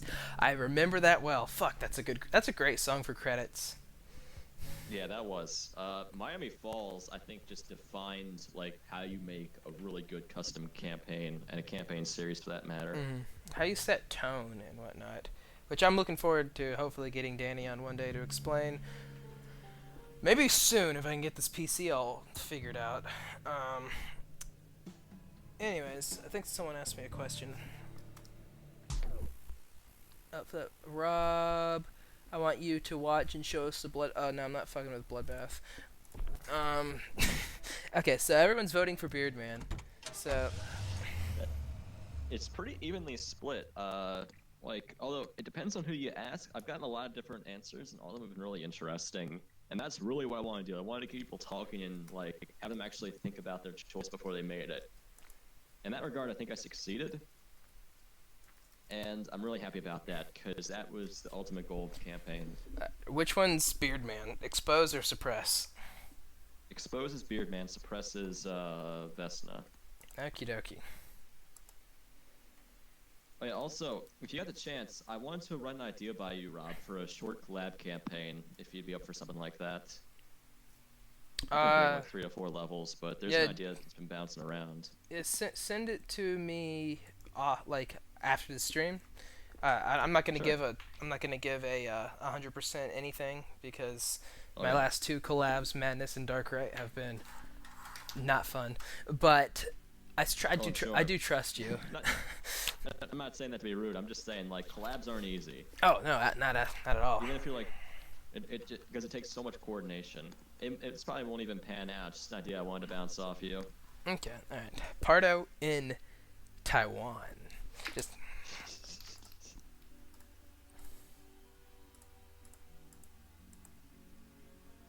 Alex Jones ending. Holy shit! Have you seen like someone overlaid Alex Jones ranting over the like the new Doom Eternal stuff, and it's fucking amazing. Saw the stuff for the original Doom. Alex Jones should get into voice acting. He actually has a really good voice for it. Yeah, no, absolutely. He's got that growl and he's got that passion, and it sounds like he's out of work since everyone's kicking him off his platform. So, well, look at that dude. I imagine he's probably just gonna find some new platform.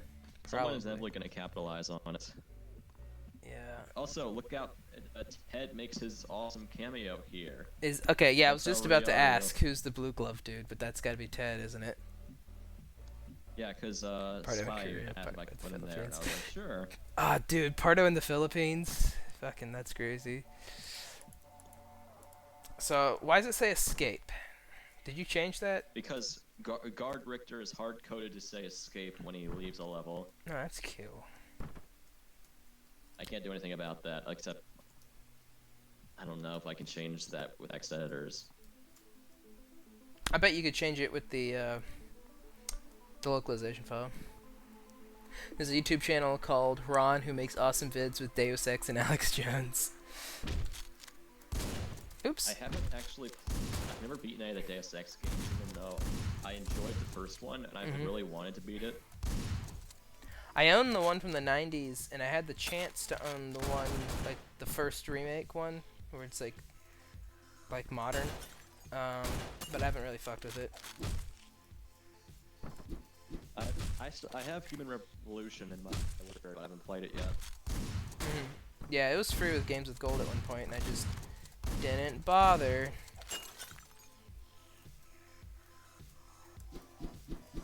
Yeah, first enemy is like right behind a door, so like it'll justify why these guys attack you on sight, because chances are you execute that enemy the moment you hit get. Yeah, you're the asshole. I'm the instigator. Yeah, it's like, hey, you're attacking them, they're fighting back in self-defense. I like how some dudes just get like fucked and they have to use glass. Yeah. Like it's like you get a shotgun, you get a revolver. I caught some flack for that. It's just like I already didn't include the toothbrush sprite because I knew that'd be ridiculous, but like I wanted to include the glass so there'd be more weapon variety. I wish you had included the toothbrush sprite. Because I like the fact that this one obscure half of a single level in the vanilla game gets the like most interesting weapons selection. Because you get like the revolver, the glass, the toothbrush, like there's like actual guns with unique mechanics. Like shotguns for everybody, like, but well, yeah, like the toothbrush is a one-shot weapon. The glass breaks if you throw it against a wall. It's and the Magnum has its issues with like accuracy, but also has the piercing. So it's like it would be great for a horse campaign, like you know, survival horror scenario. That's why I've been trying to push for like, hey, prisoners are a viable faction. I mean, there's a mod recently that was like, with Jaden's help, it was like turning the prisoners in the Russian mafia. Oh yeah. I know that Go ahead. I know that Mac also made like a Gopnik gang mod for prisoners. I'm hoping he'll release that. Yeah, I mean, I think once Brotherhood comes out, all of like generic versions of all his sprites are coming out, I think is what his plan is. Yeah, I really liked how like they had a bottle in their hand, like because that was a very sensible weapon replacement for the shard of glass. They do anything with the toothbrush? I don't think he had the toothbrush in his level. I remember getting into an argument, being like, you have all these Jake levels, but you're not using the friggin' acid. What are you doing, man? I didn't want to sprite it, which is understandable. I mean, I think at that it's point, Lego. I think he just wanted it. He could just. He could have used my all the sprites for the Mafia to soldiers camp stuff.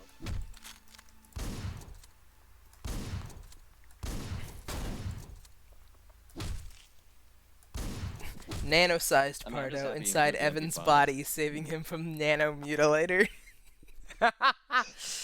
That is a terrifyingly large amount of sprites you'd have to make. But I love the concept. That's the kind of stuff I want from the editor.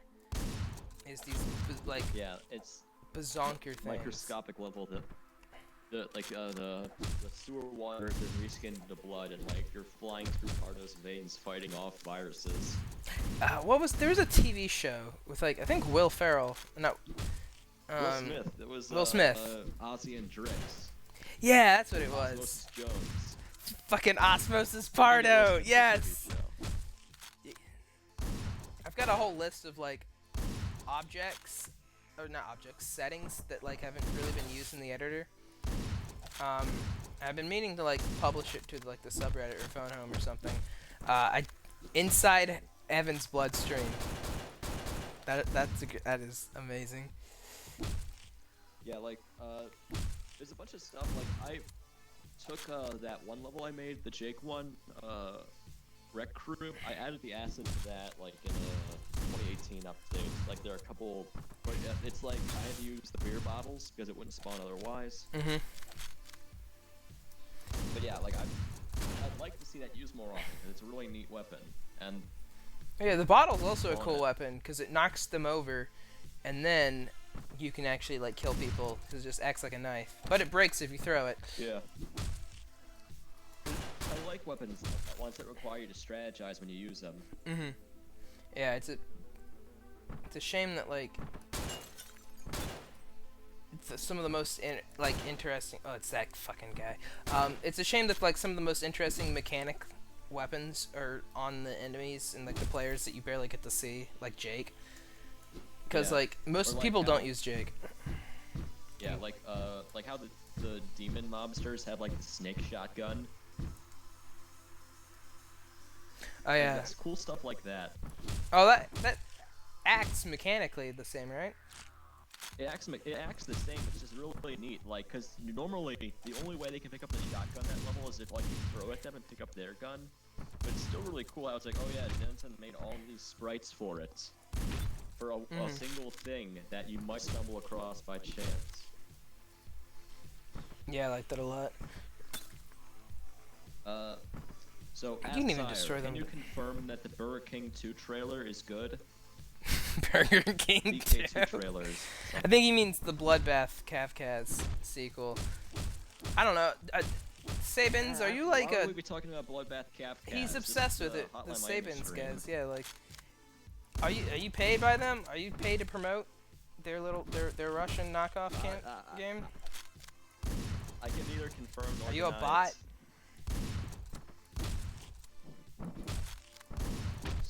Got me thinking about something like Russian Burger King. Like, it's Burger King, but like everything is Russian themed. I know this is not exactly like legal, but it would be funny if someone tried to open up a restaurant called Burger King 2. Like, I think Nathan for you tried that. It's the Big Czar. There you go. Royale with cheese.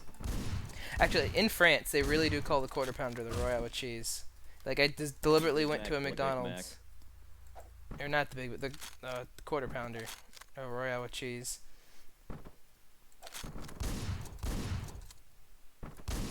Well, that raises an important question. Why don't we have the burgers in the workshop? Like, no one's allowed to do something about like a burger joint. Like, one of the Sprite jams. Scenario where you.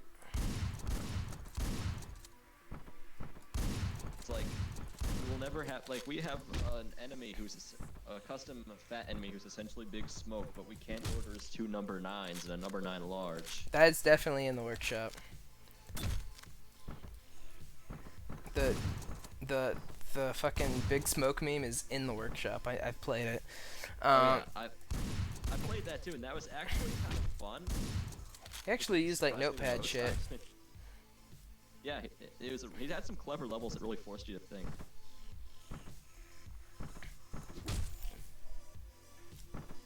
But I remember a sprite from one of the phone jams that was literally like a hot dog van. Like it had a giant ass hot dog on the top. I've always wanted to come up with a use for that. It was very funny to me.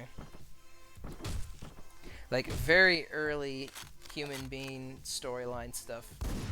It was like this hot dog company was trying to buy out Hammeren's business in the bean factory. Very early on. Oh, you're fat. There's a little one bottle being spilled. I'd like to get the idea that the gunshots made him drop it and pick up his shield. See, I like the samurai guys too. Samurai guys are fun because I like having 2 dodgers. It forces you to change up your strategies for dealing with each one.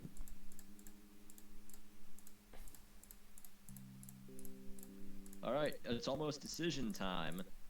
Is there a way around her? You can actually No, your only option is to walk away, and you'd have to quit the game manually. Okay. Well, if that's the case.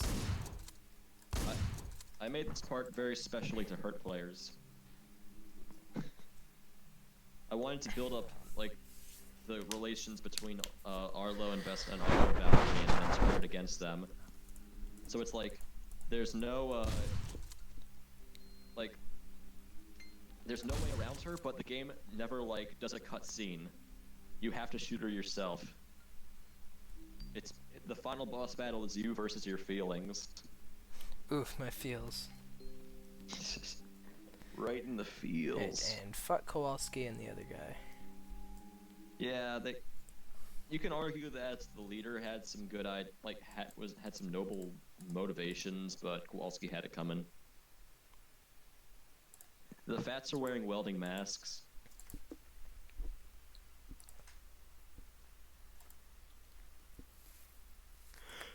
There are actually a bunch of combat sprites done for the other Cabal guys, but there's no way to make them work aside from like making an entirely new character, so I scrapped it. For who? The guys in the black suits you see throughout the Cabal cutscenes. Oh, They have okay. combat sprites, and they're the guys. I reused them as the people that are initially killed and consumed. Oh yeah, that's right. Okay. I really like how those suit dudes in Civil War, you would punch them, and with the power of Notepad, they would get back up. But this time they had a black eye. That was the cutest little Juan detail. was the one who made that idea. That was like really clever. For this campaign, I did a full version of that mod and released it alongside him. Yeah, it took me a very long time to figure out how you did that.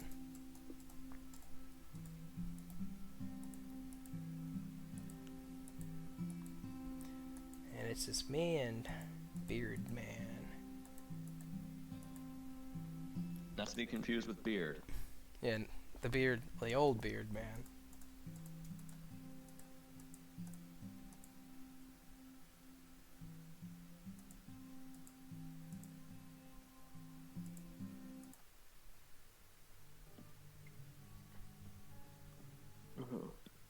We did it!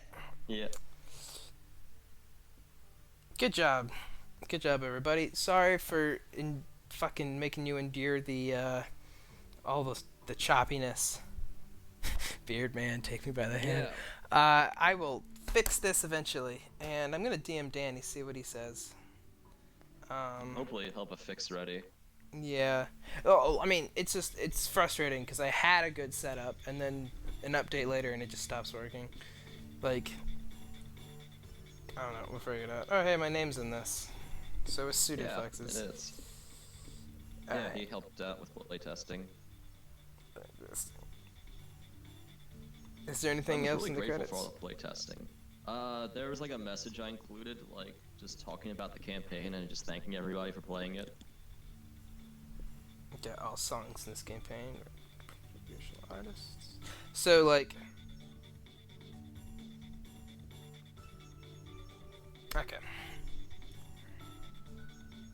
Yeah, CRT Head, I used one of his songs for it, because he was one of the people who went to the main sub and were like, made some music, want to check it out? Oh, yeah. I appreciate people doing that. More people should do that. Yeah, I think it's really nice. The bigger song selection, the better. What about enabling subtitle adding, Rob Salmon? I will do that after the stream. I will remember to do that. Sticking around for the last big secret. Well, here it is. A retrospective on Cryoablation. Campaign. Yeah, the last big secret in Born Again was Day of Ruin. That I didn't want to make another thing that big, just to hide it. I liked making Day of Ruin though. I thought it was a challenge.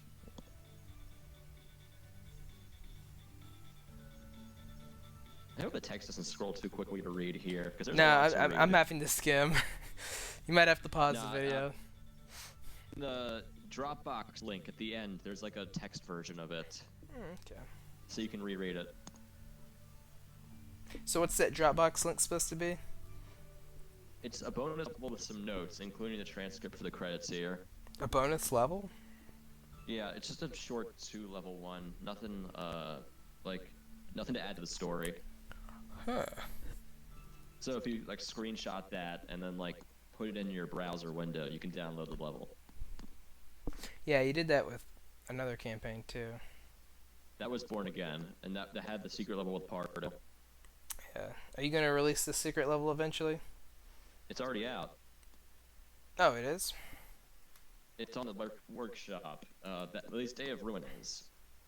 No, I meant like this one. Gonna stay. Nah, I don't think I will, because it's nothing, like, it doesn't add to the story at all. It was a fun level I made to test backgrounds, and I thought other people might enjoy it. Okay. Oh, wait, no, I know that level that you're talking about. Is it the one, is it the like the drug trip one with the fans? Which one? The one that you like overlay every single thing on. That might be it, yeah. I threw down like a bunch of effects and stuff just to try it out. No, that's not it. That's a different one. Oh, okay. That one is the remake of Down Under that has like all those effects that kill FPS. Under the Influence, I believe it was called. Under the Influence, yeah. All right. Well, hopefully my next stream will be smoother. I will get back to you guys on that. If not, I'm sorry. Or I'm just gonna try to tweak my things. Tune in next time for probably Berlin Blitz, or I get another Thanks for having friend me. on. I really appreciate Yeah, it. yeah, It's a yeah. lot of Thanks for fun. coming on. Thanks for make all that work. I'm sad that this is your last editor thing, but maybe you'll make something in the future. Maybe. Um, And well, don't forget the Miami Horror. oh yes, Miami Horror coming out when? October 2018, Halloween. Oh boy, that's exciting. And yes, I'll probably stream Neural at one point blank. Okay, guys, I will see you later.